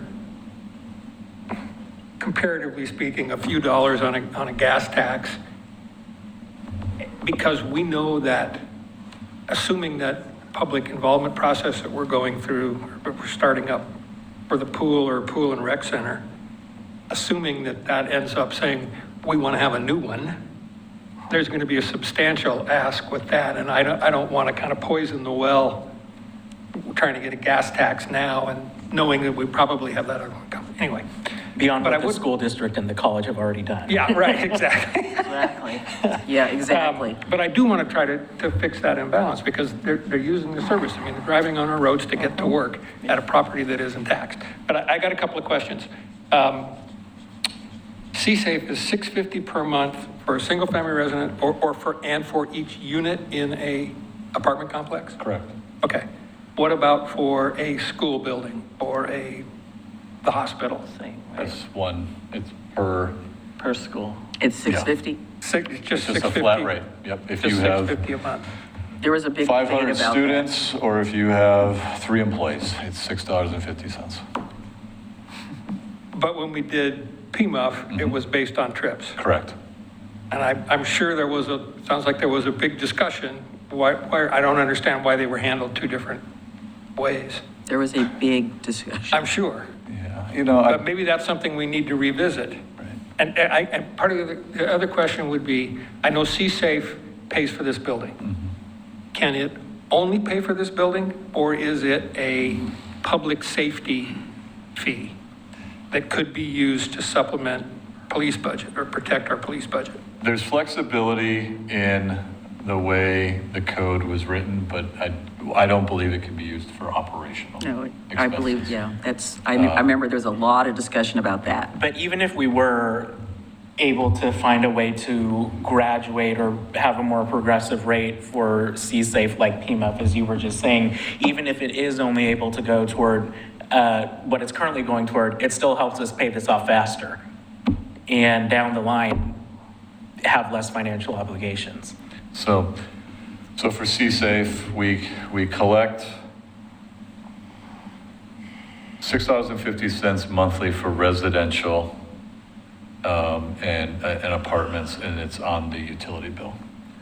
For all other businesses, nonprofit, they have to pull a business license. And the $78 is part of the business license fee. So Okay. residential units we collect monthly. Everything non-residential we collect as part of the business license component. And that's all That's a business one-time fee. licenses? Correct. Home ox and the whole night. It's a business, okay. But regardless of the size of the business or the number, it's the same. Correct. Is there a way where it can be transitioned to maybe you have the fee for like residential properties and then for non-residential, it's based on something like square footage? I don't know. I'm sure we can come up with a methodology, yes. And let me just real quick, the money component, the collected and what can be used for. All fees collected by the city shall be accounted for separately and may be used only for funding the administration, maintenance, repair, improvement, renewal, construction, replacement, and/or reconstruction of public safety facilities of the city.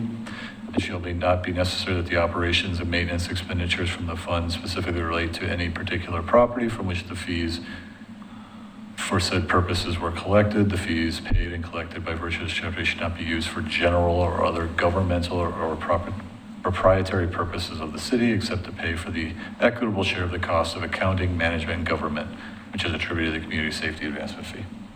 So could I fix the roof on this building? I would argue based on that, I could. Yes. Could I go build a playground? I don't think I could based on what this is written. Could I go hire some parks maintenance folks or a police officer or code enforcement? I don't think based on what that says that the C-Safe fee could be used for that. Does the fee sunset after everything is paid off, or it continues in perpetuity? Didn't you say 2038? Well, that's the estimated. That's the estimated time when the debt would be paid Paid. off. We have not found anything that says C-Safe sunsets. Okay, There were so discussions about that. So we would be restricted by the revenue that comes in after it's, Unless this was changed. okay. Well, it's the maintenance and whatever this building that's not going to I mean, stop. this is municipal code, right? Yeah. This is Yeah. an ordinance and 2 readings away Yeah. from being changed. Yeah.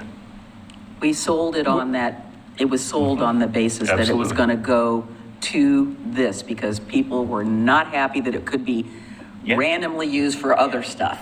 Was it voted on? No. The Okay. debt was voted on, so. Yes. The debt for the building? Correct. C-Safe was put in place. We started collecting. We went to, because the charter requires a vote for any debt to be taken on. The first vote failed, and then we went back, and that one passed by almost, the change in the percentage of support was astonishing.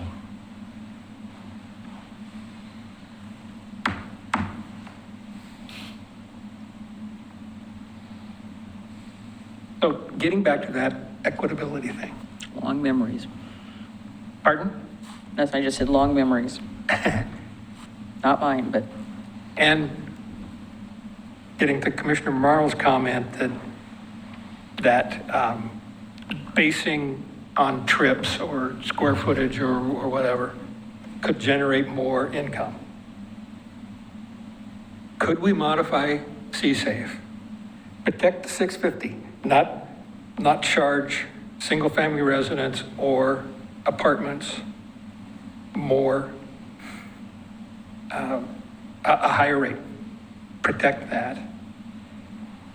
Raise more money by fixing that equitability issue.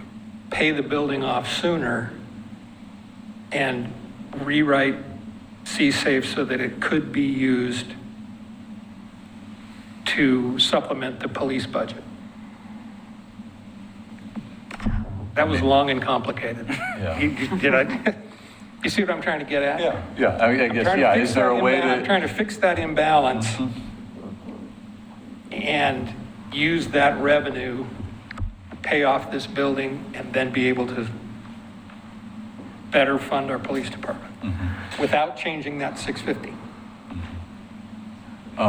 Yeah, I guess the question would be, is it cleaner to have two separate things? Right, because I think there's going to be a discussion, I'm not going to be here for it, but when this building's paid off, there was a lot of discussion about C-Safe would end. But there's nothing written Right. in the, or other than going back and watching the videos, right? I mean, there was discussion about that, a lot of discussion. So I don't know if it's better, you know, to kind of repackage the existing C-Safe and explain, you know, does it go down then? Let's say we made it on this sliding scale, right? And, you know, so right now we're paying 1.1 million in debt service every year roughly, right? So when that 1.1 million, when the building's paid off, does the C-Safe go down by 1.1 million, or are we gonna collect an extra 1.1 million on top, right? Or is it cleaner to just have, C-Safe's gonna sunset, and this is gonna be the ongoing operational fee in perpetuity? Like what Milwaukee did. Correct. Okay. I just don't, you know, it's just, it gets confused, because I know there are going to be people who are going to come in and say, you guys told us C-Safe was going to end when the building was paid off. And now you're saying. It isn't. You're going to continue it, right? Maybe I'm overthinking it a little bit. I just Nope. know that there was a lot of going around and round about Yeah, that. there was. And, you know, I think the PMUF's easy because the ITE manual is just accepted. Right, wrong, or indifferent with what the trips are. It's the go-to manual to say, you know, storage facility, X trips, plug that number in, you get a number, right? Police services are a little bit harder to kind of, you know, when you need it, right? And so, you know, I think that's probably why they knew that there was a number of what the debt was going to cost. And it's $650 per business license and residence, you collected 1.1. I think that was, you know, the extent of it, right? We needed a number and 650 got us there. And since then, we've seen more business licenses, we've seen more homes, right? So we're actually collecting more than the 1.1 right now. We've got a surplus of about 800,000 that we're keeping it all separate, right? But that does beg the question, do we lower C-Safe a little bit? So we're only collecting the debt service, 1.1, and then you could, let's say you lowered it $1, right? You put that $1 over into a different, maybe a different fee to lessen the impact. Or we pay it off earlier, right? So, yeah, what I would prefer, and I think that there's probably agreement about wanting to bring the methodology more in line with the PMF, in that finding some sort of methodology to have larger contributors pay more is what we would be going after. And I remember the first time we had this conversation, and I had brought up the square footage thing, and so if that sounds like that's something we could do, then. The which? Square footage. Oh, square footage. And so if that's something that we are able to do, then I would like to see us do at least the revised methodology to be in line sort of with the PMF as it relates to the C-Safe. And if there are additional revenues coming in, paying it off earlier, and then once the debt service has been paid off, going through a code revision for what's already in there about what CSAFE can do and dedicate the rest of that to police operations. Like Milwaukee. How much, what do we got, another decade? 2038, so. So, Dad'll still be here. right, so 13 years, Matt, You you know. look so excited about that. you know, so over 7 years, we collected an extra 800,000. You know, so you're maybe saving a year, maybe two. Yeah, I would offer an alternate solution on paying that debt off early. One is you're locked in at an interest rate that's pretty favorable, and the cost of that money is cheap. We're currently locked into a favor. Right. And so paying off cheap money to go out and, you know, Get more expensive money. not that you're going to go back into debt because you're looking at paying a fee, but it might be something we could come back and say, I guess I'm putting a pause on paying off that early because it's kind of like taking your mortgage when it's at 2% for 30 years and then paying it off. It doesn't make any sense because it's so cheap to have that mortgage. You might as well take your money, the cash in hand, and use it for the operations or use it for whatever else you need. And so we're going to pay the debt off early anyways at the rate we're going. I don't know that I would recommend accelerating that because you're going to have to, you know, borrow or use money at a more expensive rate today than you were on the debt that's there. So I would, personally, I think it would also keep from muddying the waters of having, you know, connecting the CSAFE to anything operational. I don't know, I mean, that's a political decision, but financially, I think that the leaving the CSAFE intact just for the property keeps it clean, and it keeps the promises that may have been perceived to have been held, and then you tackle operations separately anyways.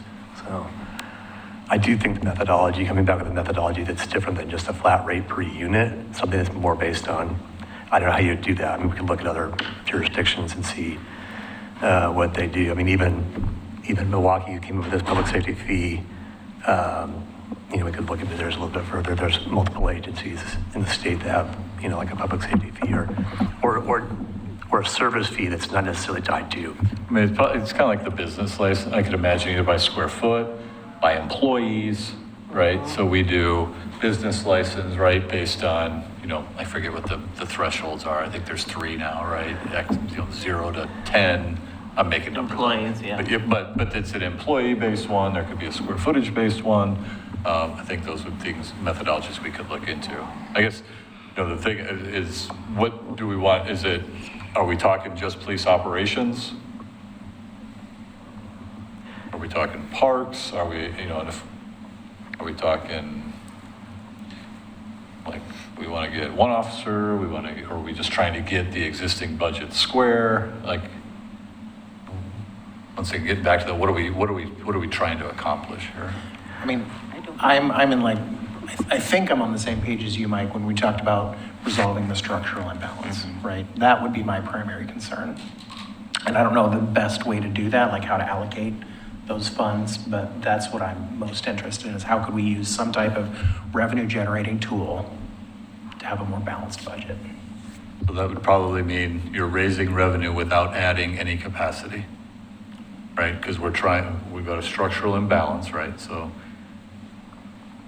in order to get that negative to a 0, right, we can't add any more expenses unless we're going to add more revenue than the expenses for the new position. So if I add a position and I want to shrink that structural imbalance, you know, I've got to add the cost of the position then plus more. Does that make sense? Seems a little impossible. I mean, No. theoretically, I can see how it could work. In reality, I'm not sure how we get there. To balance? We'll know how to get the imbalance into balance, because No, that's not what's being advocated. It's to try and make it not as terribly imbalanced. It's not to bring them to 50-50 parity, because we know that's not going to happen. no, I know it's not going to happen. Yeah, I agree. You're talking about the rates that people the residential. I'm just talking about trying to bring it to be less inequitable.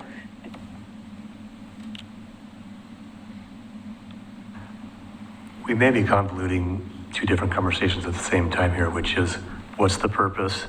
I don't know. What's the need and what are we going to use to get to it? I think there's a little bit of swirling around here. So what I hear I is, don't know. you know, having some type of a tiered system for a fee. Are we going to leave C-Safe alone and we're going to focus on a new fee? Or are we talking about trying to revamp C-Safe? Well, in your report, you say here that there are revenue tools that are not used by the city that may be beneficial in helping cover gaps in funding for current needs as well as future needs. And I'm not sure what those are, but I would also be interested in, I mean, obviously, Adam brought it up. He said Salem tried to do a payroll tax to try to balance out some one-time ARPA funding that they knew was going to come to an end, and that went completely flat. I don't know if there's how much that there is in an imbalance in Hillsborough, but who else in our vicinity is a county seat besides those? Hillsborough is, Salem is. Not sure is the county seat of Lynn County? Is Albany the county seat? Eugene. It's county seat for Lane. And I'm sure they all have some similar type of issue that we're talking about. What's been brought up, I know Eugene does have a payroll tax. My concern with that is disparate impact on socioeconomic status and, Sure. Discouraging people from working, affecting, because the payroll tax has two components to it, right? There's a piece that the employer pays. Right. There's a piece that the employee pays, and that's how they got around basically taxing county and federal property in Eugene is, well, they can't make the government pay the fee, but they can make the employees pay it. But I have concerns with that. Yeah, and that, like you said, we've said it's fell flat. I think too, the concern too is looking, we want people to come here. We want development. We want jobs. I mean, I would prioritize getting more jobs than I would getting more housing at this point, because we need the jobs so that people can stay here and not commute out all the time. But when do we start having so many fees that there starts to be a little bit of a, we have too many fees? And I don't know where that is. It's just keeps getting brought up to me occasionally about folks saying, well, if you would just relax your systems development charges. And I've explained, I said, well, and where are we going to make that up? So we do this over here. There's an unequal reaction over here that causes a burden on somebody else. So we're just shifting the burden around. Well, and that's basically, that's indicative of the unique problem we're in the sheer amount of non-taxable property that we have in Oregon. I can't remember the numbers that I had, you poll months ago when we were initially talking about this. It's a lot. But it's wild compared to other cities in our area, the sheer volume, the acreage in Oregon City that is non-taxable. It is crazy. And that's because we're a county seat. Well, it is because we're a county seat, and also just the percentage of the city. You have other county seats where the percentage of non-taxable property is not the same as it is here. So it's ridiculous. I think the amount that you were referring to in the budget cycle was 23% for Oregon City of untaxable. Yeah, I wanted to say it was 25-ish. You compared, and you were comparing it to other cities in the county. I don't think we did I don't recall You didn't do a comparison of not a those. comparison of county seats. No, we didn't look at county seats, but we looked at But that- it other was- most of them were communities in 10 or our area. under. Yeah, it was a double-digit Yeah, disparity. I remember it being somewhere around 23%. yeah, sounds about right. And so whatever solution we're proposing for me, is making up for that. And I don't know the best way to do it. And I know we can't target, the non-taxable properties, right? But what can we do that's reasonable, equitable, based on everybody? I don't know, but what we're doing right now isn't working. Well, Ashland has an additional fee on their restaurants to help with TLT. But that's pretty dedicated. That's not taking care of, general. And we're, Expenditures. because I don't know, the county doesn't pull a business license, do they? The county. How do we collect on them? The county's not a business, so I'm not sure if you're, Oh, I see. The county's not a business? no. What? The county does not have a business, I don't think they have a business license, so they're just not a governmental agency. But the business license, that route right there is only going to collect, $78 a year on, because it's not based on ITE or anything like that, usage. So what would be a way to have some type of tiered fee that is regardless of whether there's a business license or not?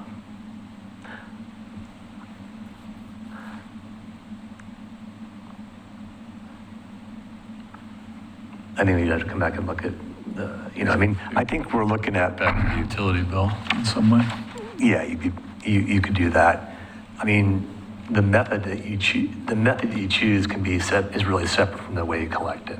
You can send a separate bill to these businesses that may or may not have a direct proportional business or utility bill. I do think the fee is the most flexible that you have. If you look back at the chart, you really can take all these resources and nail it down to fees. And fees is going to be your best way to do that and to control the equity that you're trying to accomplish. We could come up with a methodology that may work. Not the ITE is not going to be identical. The C-SAFE's not going to be identical. We'd have to come up with our own methodology and maybe have some conversation on that, but that's going to be the most flexible, both the most flexible way to structure the fee and the most flexible use of the fee.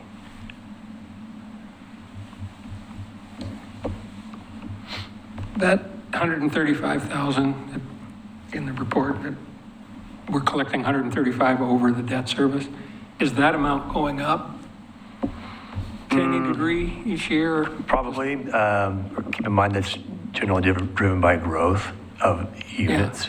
Yeah. There's an inflationary capacity no, on the C-SAFE there is no inflationary capacity, but the growth is just based on as development around the city has popped in. Keep in mind this came in, 2014, I believe. So it's been about 9-10 years.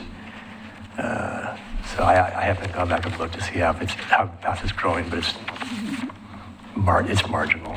Yeah, it's only going up a little bit based on growth. Yeah. Yeah, okay. Let's say, traditionally we did, 100 to 130 units, right, times 78. It's probably not even a straight line. It's, Right, neighborhoods pop it every 2-3 years or Right, whatever. you had less flow, all of a sudden you had 300 units, right? So it flex, but it's not like it's growing at hundreds of thousands a year, right? Just like property taxes growth we're not going to grow our way out of a structural deficit. That's, Tony, I had a quick question. So when I was going through the pack, and I know we've talked about, when I pulled up the Milwaukee stuff, I was not really sure what I was looking at. I read the whole thing and I thought, okay, well, this is something they use to promote getting that fee. So they did implement it then. Yes. So, but I this think it was just more of like what the process they were okay, going through. that's what I thought, because I looked at this and I thought, okay, how is this helping? Like for Yeah. I think the point was like West Lynn did it just for, just for parks. Parks, yeah, Right? Milwaukee did it just for public safety. right? I've seen other places where they've mixed the two together, right? So it was just to show like, Yeah.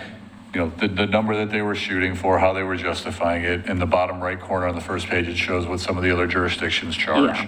I mean, it was just showing what they went through to try to, you know, have discussions about what they should do.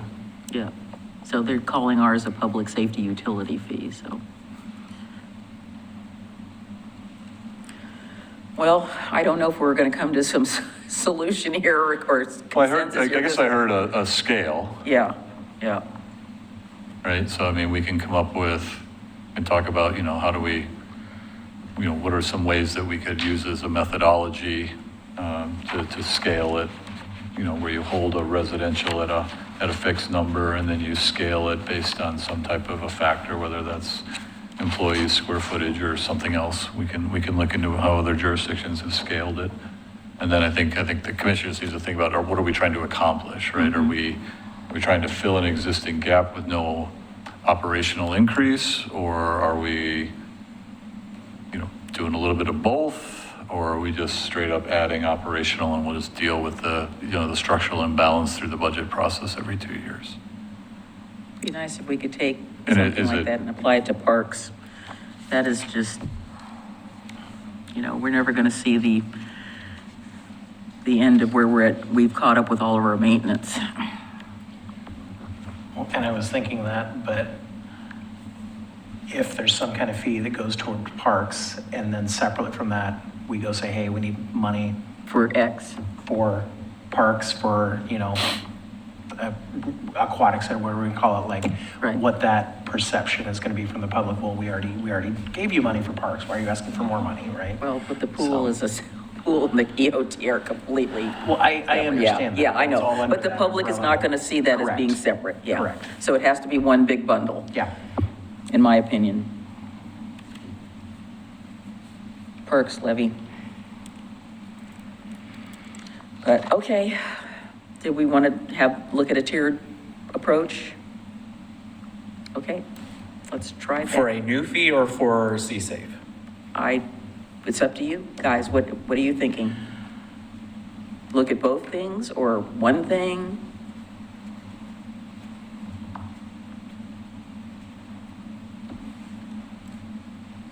I mean, we could look at both, but I also think if we're talking about a fee, whether it's raising a fee or whether it's a new fee or whatever it is, how much are you trying to raise?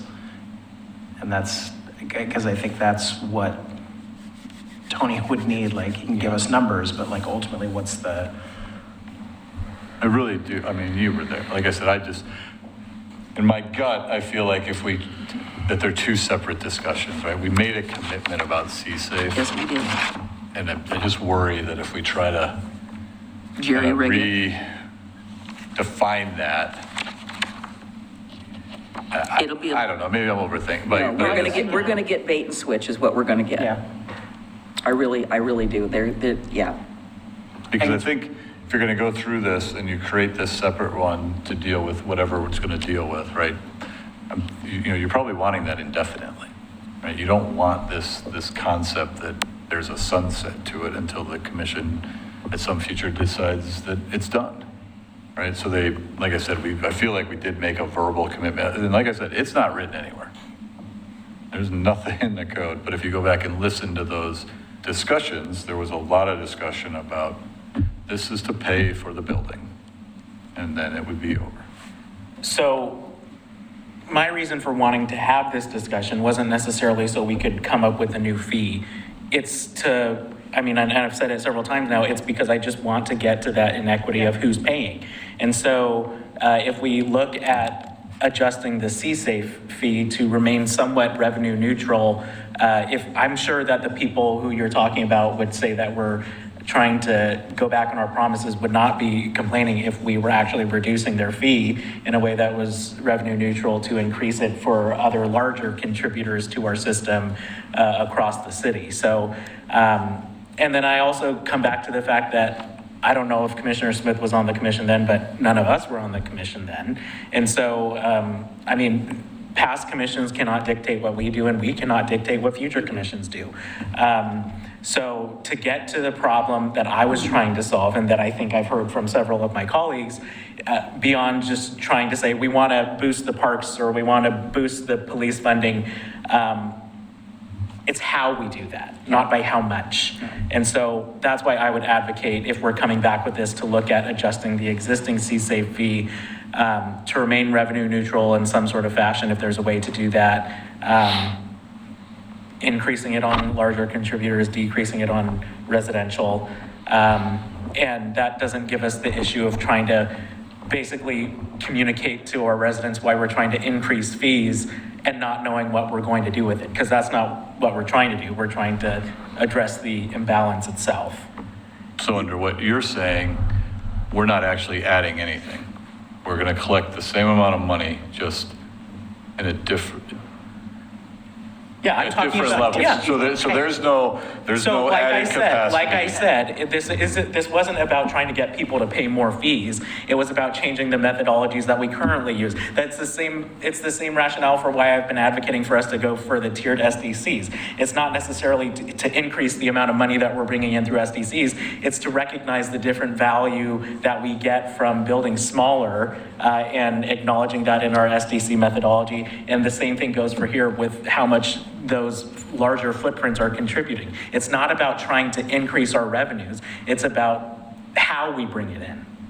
So I guess, and I apologize, I don't understand how that addresses the structural imbalance if it's revenue neutral. It doesn't. I think No, what it he's doesn't. saying, I think what he's saying is that the way we collect our existing money needs to be rebalanced, restructured, so that it's a different equitable share based on non-taxable property versus taxable property. That's one problem. I think that the structural imbalance of the budget needs to be talked about during budget season. It's not something that we can just solve with a fee. What I'm talking about is the structural inequity of how we pay the fees that we pay. Right. Thank you for the clarification. So what we would come back with would be a methodology that would substantially accomplish what you're talking about, which could then be applied to either the C-SAFE existing or even a future fee. It really does, at that point, it could be addressed appropriately for the need, but the methodology would address one of the inequities that you've identified in the budget cycle, which is we have a lot of untaxable property that's really not bearing their share of that. So you could do that. I mean, that's what I'm hearing. The goal is to come back with a methodology that might accomplish addressing that inequity, and then down the road, we can decide how we do that. Is that applying it to the Yes. existing fee, a new fee, or whatever? As it relates to getting new services and new programming, that's where I see a bond or a levy coming into play. And we're going through that process right now with the consultants to do the public involvement. Right. I'm not even talking about, like I just said, I'm not even talking about getting that structural imbalance in the budget itself, because that's something that needs to be a much larger conversation than just how can we add one or two fees here and there and suddenly be whole again. It's just the philosophical idea of how we get people to pay their fair share.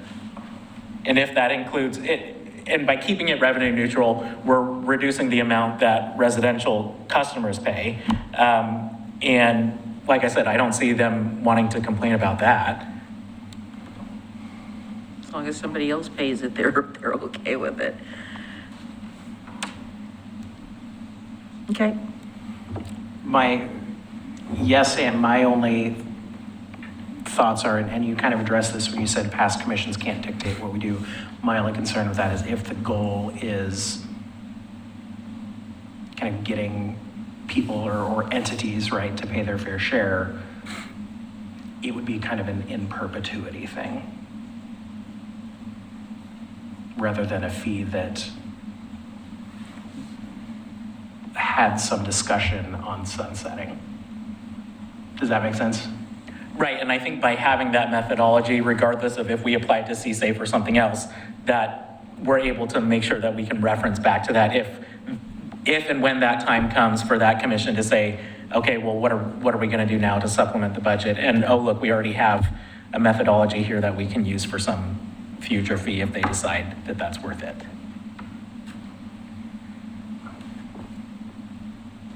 Okay.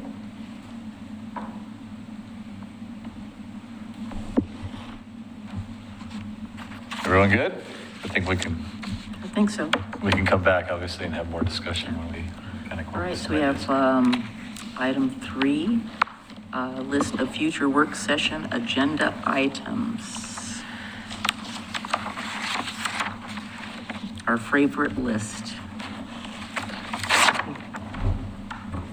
Right, so I just put this one on there just because for next Wednesday at 6 o'clock, we have urban renewal, but it is about the Cove Water Quality Study. I know commissioners have been asking about that.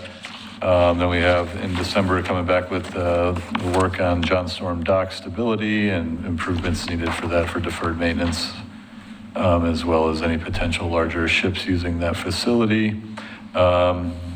Work session in December, local street volume analysis, Center Street property discussion, and potential review of kind of a revamped trail news. Then we get into 2026, the tiering for system development charges, and then bringing back kind of the city flag and seal discussion and process that we had talked about. 21st, Promenade, and February, Stormwater Monthly Fee Exemption Code. So this is addressing kind of those handful of properties that request an exemption from stormwater because they go directly to a water body rather than into our system. And then coming back with code amendments and letter of interest for 43 based on the discussion with the Arts Can Commission. we back up to January? Sure. Is there really anything else we have to discuss on the promenade?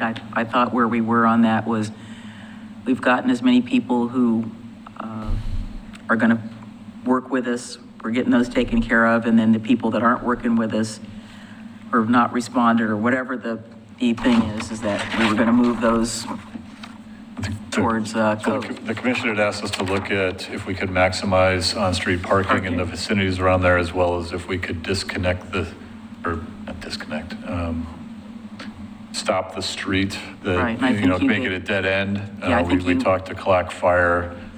They'd like to see that street continue just for fire access or have a roundabout or hammerhead. And I just think there's just, Could we just put some bollards there that they could have access to, so they can have access, but other think people can't? I think we could. That's why we were bringing it back for the discussion, because we were asked to look into those things. Okay, well, then I would change that to promenade parking and something else, and see, because when I saw that, I thought, oh, are we talking about that again? Well, there were Well, several. there's several properties that we And haven't. Did not come to a resolution on Right. because It specifically. had to do of with this parking.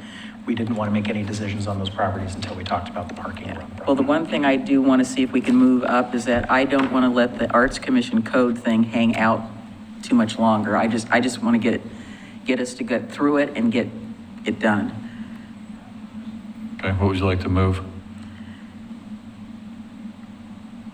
It's just really, I mean. I understand, I don't have a suggestion at this point in time, but we've had just a big gap between when we had our work session with them and when we're going to try to get to it, knowing that it's not going to be one session.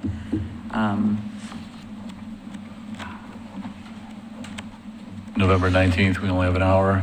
December 3rd, we only have an hour. Right. December 9th, Right. that'll be several hours. It's our typical work session. January 13th, tiering, payment deferral options. Well, city February 10th will flag. take up the whole time talking about that. How long do you think we need for the Arts Commission? It's, Would an hour do it? we're going to have our attorneys come in and help us get through this. I mean, I've read it several times, and every time I read it, I read something different. And I guess it's just more, I mean, how much do we want to edit what they proposed? Is it just the amount of items that we have on future agenda items? Is that the reason why we're having 2 work sessions for December and January? Yeah, I'm just Yeah. trying to utilize Okay. open space as much as I can to and I'm- kind of move some I'm things. okay with For it. the hour before a regular? I'm Yeah, okay when we with don't it. have urban renewal, I try Yeah. to put a work Okay. session in there. And that's fine. December 17th, we have urban renewal on December 17th? Correct. Okay. November 17th or December? No, December, because that would be December. another hour we could do, but not. Right, for yeah, urban so renewal. these were open dates that we had Okay. when we were trying to schedule out. Okay, I just wanted, I know I didn't have a solution, but just seems like it's hanging out there. They're gonna, they've got some vacancies coming up and there'll be interviews and then we're gonna start the new year with the same, For December 17th, we were going to have urban renewal at 6 o'clock to give an update on the 2 houses on Tumwater that we're looking to sell and what to do with those. We've had a property inspection for both. They've come back with recommendations, and so we need a little bit of direction on, which type of investments do we want to make. And then if there was time, a discussion about, do we start looking at, do we do something with 12th next or 10th or both or neither, kind of like what we did with the Stimson property. okay. All righty then. Well, if something falls out, we can move it up, which I don't think will happen, but you never know. Never know. Hope springs eternal. Okay. And then the next item, some updates on some of the projects that we've been tracking. So we're bringing back Center Street at the December work session, really looking for guidance on, what do we want to do with that property? We have the property itself and the lower yard, the 2 parking lots across the street. Are we looking at those as kind of one package, all 3 together, or are we kind of separating the 2 lots from the main building? Does the commission want to see a vacant site where we demolish the existing building or, just clean it out, sell it as is? So, just really trying to get we're to the point now, where do we want to go? We got to start the comp plan amendment, zone change, get that back into some type of a non-institutional, publicly owned zoning and comp plan designation. Help that imbalance, right? Yeah. Put it back on the tax rolls. That's right. Quiet zone, we've been working, so mailings went out for potential acquisition that's necessary for those improvements to the property owners. So we'll begin that process of negotiations for acquisition of the necessary property. Charter Parks, we've just talked about coming back with some of the on-street design alternatives. Really there's not a lot of room. I mean, it's pretty well utilized down there. So we're really not seeing the opportunity to pick up a ton of parking. So really it's a discussion of just, here's what we're seeing. What do we do with the street that's through the park right now? And then kind of wrap up those last remaining properties that are being discussed there. No update on Cayuse 5, the courthouse. The developer's actually on to come give an update to the commission during presentations next Wednesday on the 19th. And then Tumwater Village, we've been working with staff from the Confederated Tribes of Grand Ronde on an agreement on how we would move forward on that property and the expenditure of the $12.5 million that the state has, that the city now has control of. Really just trying to focus on, setting how we're going to work together, decision-making, who makes the final decision if there's disagreement, outlining all that in an agreement that would be both to the city commission and the council for the Confederate Tribes of Grand Ronde to approve. That would essentially become kind of our guiding document as we start, doing the design work, construction, phasing, all that work that would come after that. So really trying to set a good base for how we work together and make decisions so that we don't run into issues down the road. That's what I have. Just as a quick question back on Clackamas County, our friends. I'm sure they have talked to you about food carts, and they've been bringing them up there on a temporary basis, and I said, well, make sure you check in with the city manager to make sure that that's all coding to code, et cetera, and I got asked a question several weeks ago about whether they could have them there permanently, and I said, I don't believe the zoning where you are will allow for that. So they had a sign, I was up there the other day, there was a sign that said food carts available today, and then they went away. So did they get any sort of temporary permits like we have in our code for these food carts? Because they told me they were gonna call you. I'll need to check with planning. They have not called me. Yeah. Well, I said you specifically because they said, oh, well, we want to talk to Tony. I said, call him. He'll tell you what to do. All right. Yes, sir. Do we allow food carts? Yes.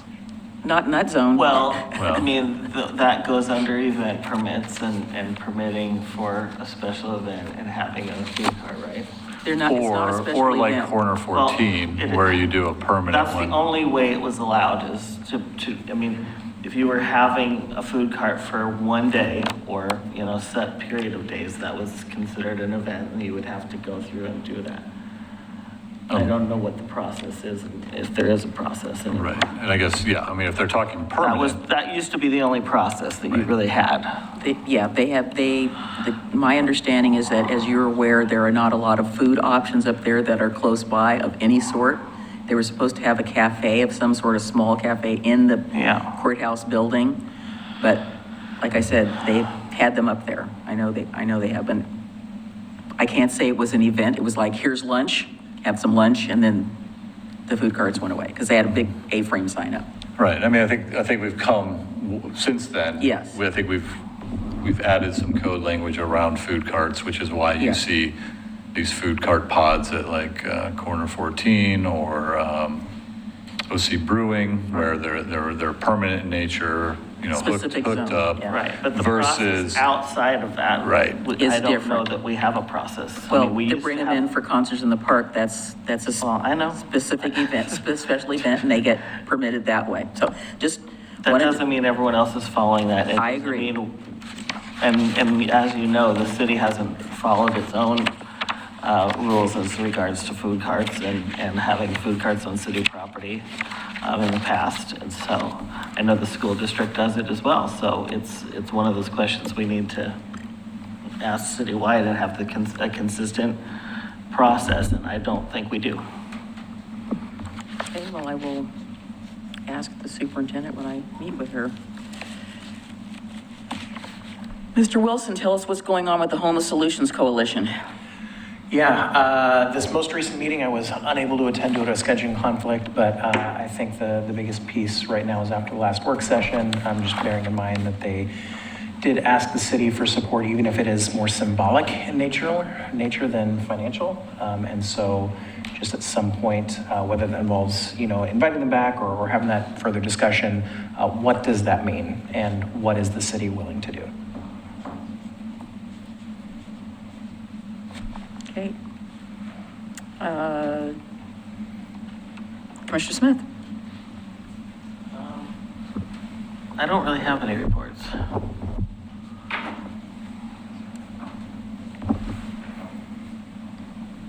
DMO?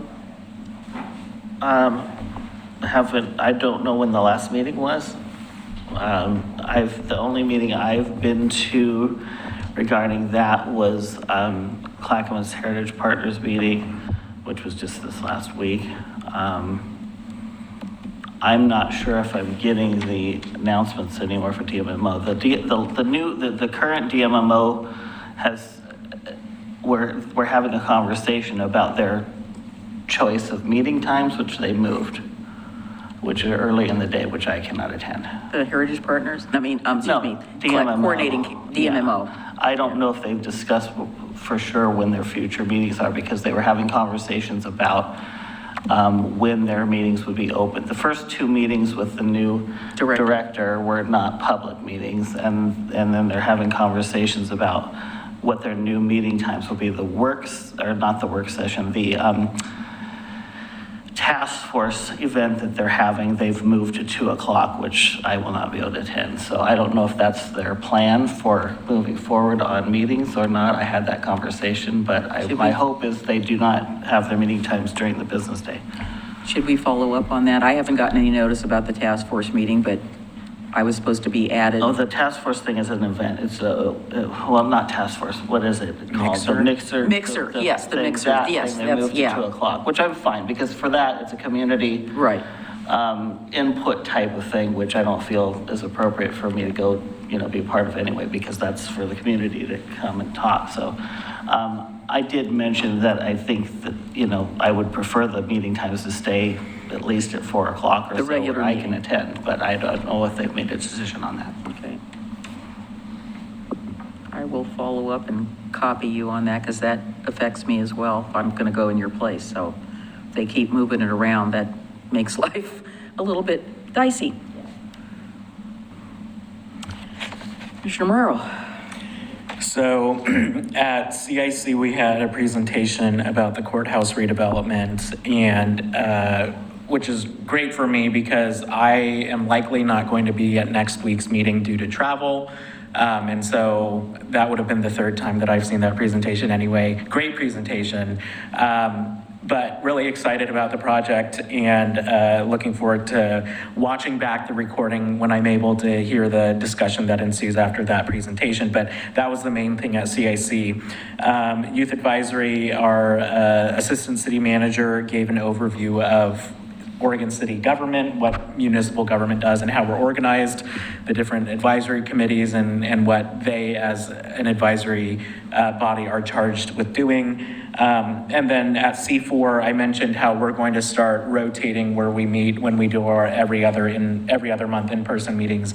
And so we had our first one in Canby, and it was a bunch of presentations from Canby city staff, which I was kind of questionable about because that's not what C4 is about.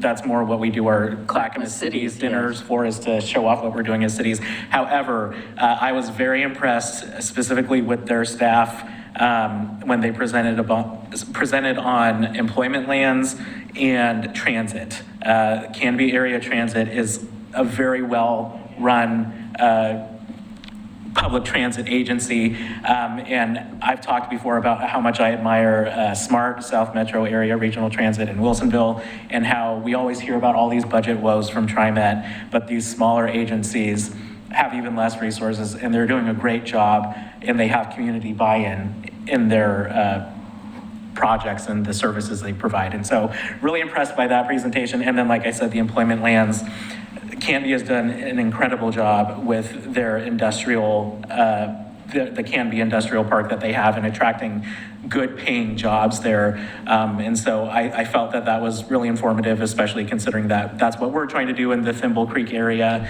And it was also brought up similarly to what we're dealing with about how they had to deal with competing property interests and people trying to speculate more than probably what their property is actually worth, and not being willing to sell at a certain time to actually make development happen. And so there are a lot of lessons to be learned from Canby. They've had a lot of incredible business growth over there. And so even though it wasn't a traditional region-wide, here's what we're all dealing with kind of meeting, there were still a lot of good lessons to be learned. And if you're curious, I would recommend checking it out. Oh, and one more thing. Sure. The governor did sign the transportation bill. And so All over the paper. People will be able to, the initiative petition has been filed and people are able to start signing the petitions. And then the other thing is that the ODOT director, Chris Strickler, has announced that he's going to be retiring at the end of the year. So that's going to be a big change in a department that is having a lot of turnover right now. So the one thing that's, that TriMet is doing is obviously we all pay, there's a payroll tax for the employer and the employee. And, there could be debated as to whether people are getting their money's worth, since they're going to be coming, talking to us about all the cuts that they're planning on making. So, Mr. Mitchell. South Fork Water Board, main topic at our last meeting was the chemical feed building, which is the highest priority on our capital improvement plan. It was designed several years ago. 2016. 2016, and then didn't get built. So there's some minor updates that have to be made to the plan, and we were shown those by the consultant. The good news, today, board members today received an email from the CEO that the city of Oregon City has confirmed that the land use decision that was made then will cover what we're doing now, so we don't have to go through the whole land use process. There'll still be design review and permitting and such, but we don't have to go through the whole land use process, so that'll help keep the project on track. That was the main thing there. And amazingly enough, there was something at C4 Metro that actually was kind of interesting, probably for the first time since I've been on it. Metro has done a very detailed program called cooling corridors, where they're looking at hot areas versus cooler areas in the city, in the entire metro area, particularly related to tree canopy. And they have done really detailed mapping of tree canopy. And I mentioned this to Dana Webb. I think it might get us a pretty substantial ways down the road on the tree canopy survey that our Natural Resources Committee wants, without us having to go to the expense of a tree canopy. And it sounds like their work was incredibly detailed and might give us that baseline that we're working for without having to do it ourselves. And as I said, that was really kind of the first really interesting thing out of C4 Metro. So that's what I have. Yeah. Well, Arts Commission met, we'll meet again this month, and we met last month and went over a process by which they want to review potential applicants for some of the vacancies that are occurring. And I suggested very politely that they look at a broader community-based membership instead of being super focused on people who do art. That's important, but it is a citywide arts commission. It's not an arts commission that's just for artists. I told them they needed to shorten the process. They had like 20 questions, and I said that was way too long for, trying to interview people, and they should hone it down to basically what is it that you need to know about the applicant and how do they relate to the Arts Commission, and what can they bring to the table that you don't already have. So hopefully I wrote it out and gave it to them and suggested that because I thought that would be very helpful. They hadn't really kind of gone through this. The Downtown Oregon City Association basically has started the Well-Lit Trees program. So if you haven't seen the lights, they're already installed on 10th, on Main between 10th and 9th, and they look really nice. They're in the sidewalk. They're very similar. They're actually very similar to the ones that White Rabbit already has in their sidewalk.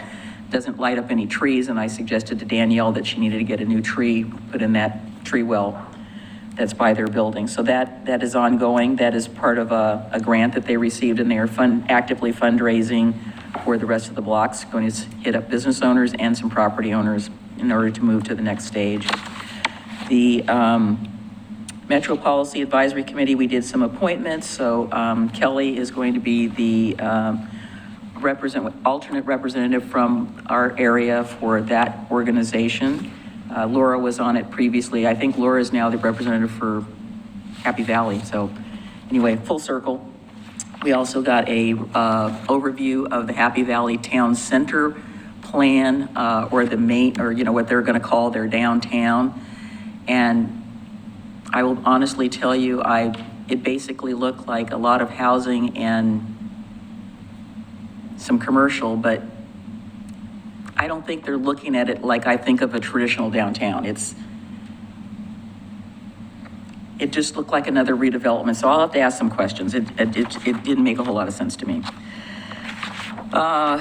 The other thing, obviously you heard about South Fork. Oh, the one thing Mike didn't mention is that we hired a new staff person is going to be the project manager for the Chem Feed building. That is priority, as well as the raw water line that also needs to be replaced. So those two things are on track. Willamette Falls Landings and Heritage Area had an open house. Unfortunately, it was during the same time as the League of Oregon Cities meeting on October the 2nd, so there weren't very many elected officials there, including some of the Westland people, because we were all at the League meeting. But they were going to be having regular open hours, Wednesday, I believe, through Saturday. That will facilitate people getting into the building. The tenancy is filling up, which is good because that means revenue for the city, and the coalition is actually managing it. They will be coming to the City Commission at some point in time in the next few months to do an update presentation Locks, basically, we are, I will say nicely, not whining and dining, but we are talking to elected officials in the state legislature that apparently have not been to the locks. We recently hosted Representative Rob Nose, who is now in chair of the Ways and Means, and took him down through everything so he could actually see it up close and personal, and there are other elected officials that are going to be coming through as well. He did express his support for the funding for the locks. Work continues on that, and they are also going to have an event regarding the locks, and I'm trying to think of the date. I'd have to get my phone out to look at it, but we will be as a city invited, and I will let you know when that is. Get that to Tony. And I have, there will be other jurisdictions along the corridor that will be invited to this as well, to sort of give them an update on that. The only other thing I wanted to mention is that the, as you say, worthwhile meetings. I sit on the Regional Waste Committee, and I am seriously considering talking to Chair Nolan about resigning because they have not made any progress, and it's really, they're hashing over the stuff that I was on their committee 2 years ago about where to put the alternative location for the transfer station. They're talking about recycling fees. They're going to be opening up the Cornelius facility that's going to be online in the next couple of years so that people don't have to transit from way over there to over here to do things. And to be honest with you, I'm not really sure what the end goal is of that committee. It's a lot of meetings. And they had recent tours of Metro South and Metro North, which of course I have been to many, many times. So I declined to go on that particular field trip. Other than that, we are moving into our meeting next week. Thank you all for agreeing to shift the meeting by one day. That really helps staff rather than canceling the meeting, the work session for this month. Yes, sir. A few things. Representative Nose is a member of the Ways and Means, but he's not the chair. Okay. But nonetheless, it's still important to have him Yes. all in on the project. I don't understand why the county courthouse and the Willamette Falls Legacy project, and I've said this before, I don't understand why those are still on the list. Well, the courthouse shouldn't be on the list, and the legacy project, I am still having discussions with their management staff about why we are not on their board. But that would be the trust, Yes. not the legacy project. So ideally, they, Well, they've kind of morphing into something else. all right, but I know you're a stickler on names, so. Yeah. Yeah. Well, we can ask our staff to take that off of there. Okay. I do not put this list. And then the other question I had is, how long have we had a city commission liaison to the Arts Commission? Is that part of the ordinance? Or is that something that started because you wanted to? I was asked to participate by them. I thought there was something in the code, and I said, okay, because when they meet doesn't work for him. And Do you recall that, Commissioner Smith? I don't know. They asked me to start coming to their meetings. So I've been going to their meetings.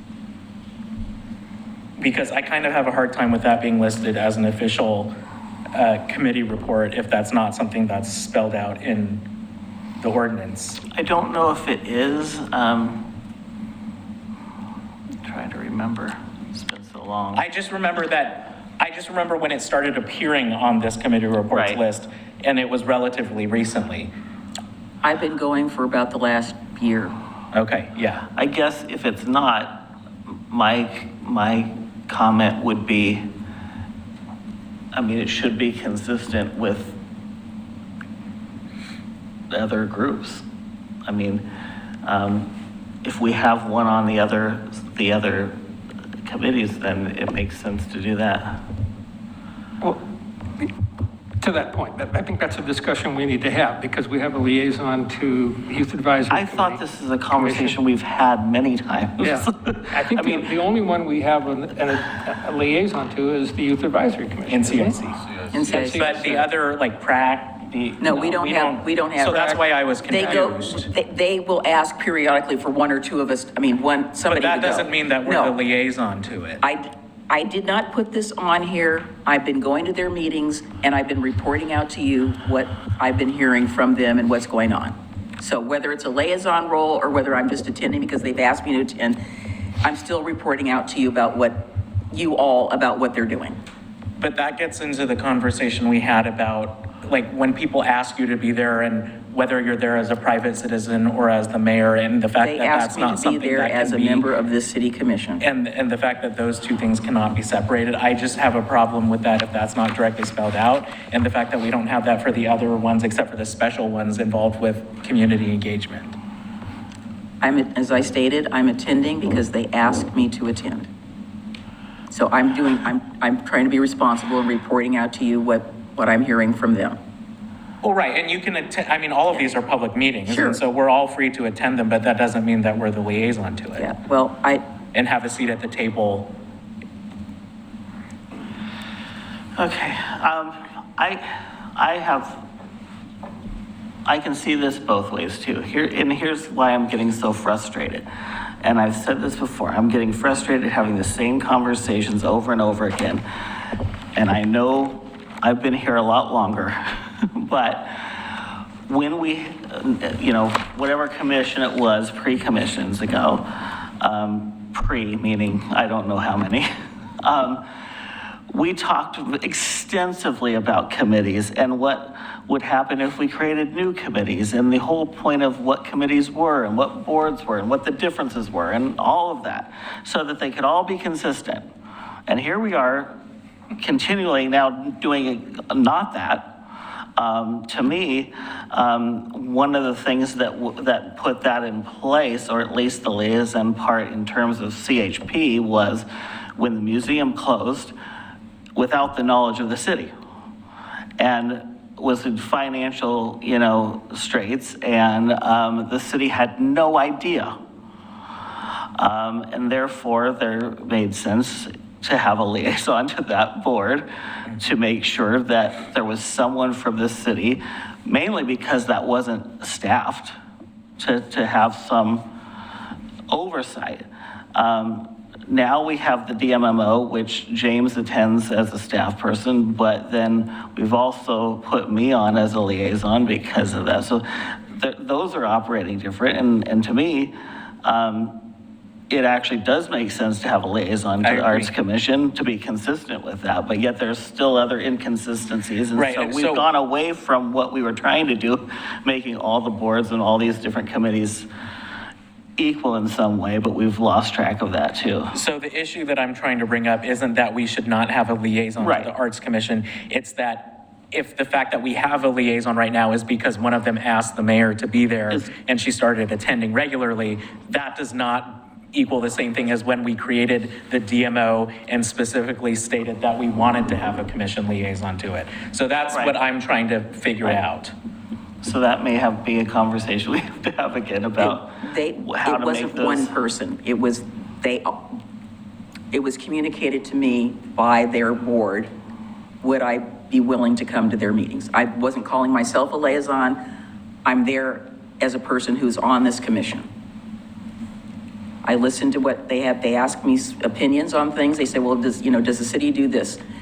He and I both have had experience with the previous Arts Commission, which is one of the things that they have asked me some questions about from days of yore, so to speak. And I generally just listen to what they have to say. I help where they ask me to help.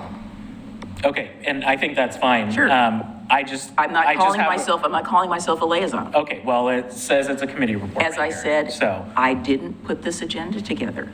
It's just on there because What I'm saying is that we can't say that we are an official liaison to something because the membership of a committee asked us to be I'm there. not calling myself a liaison.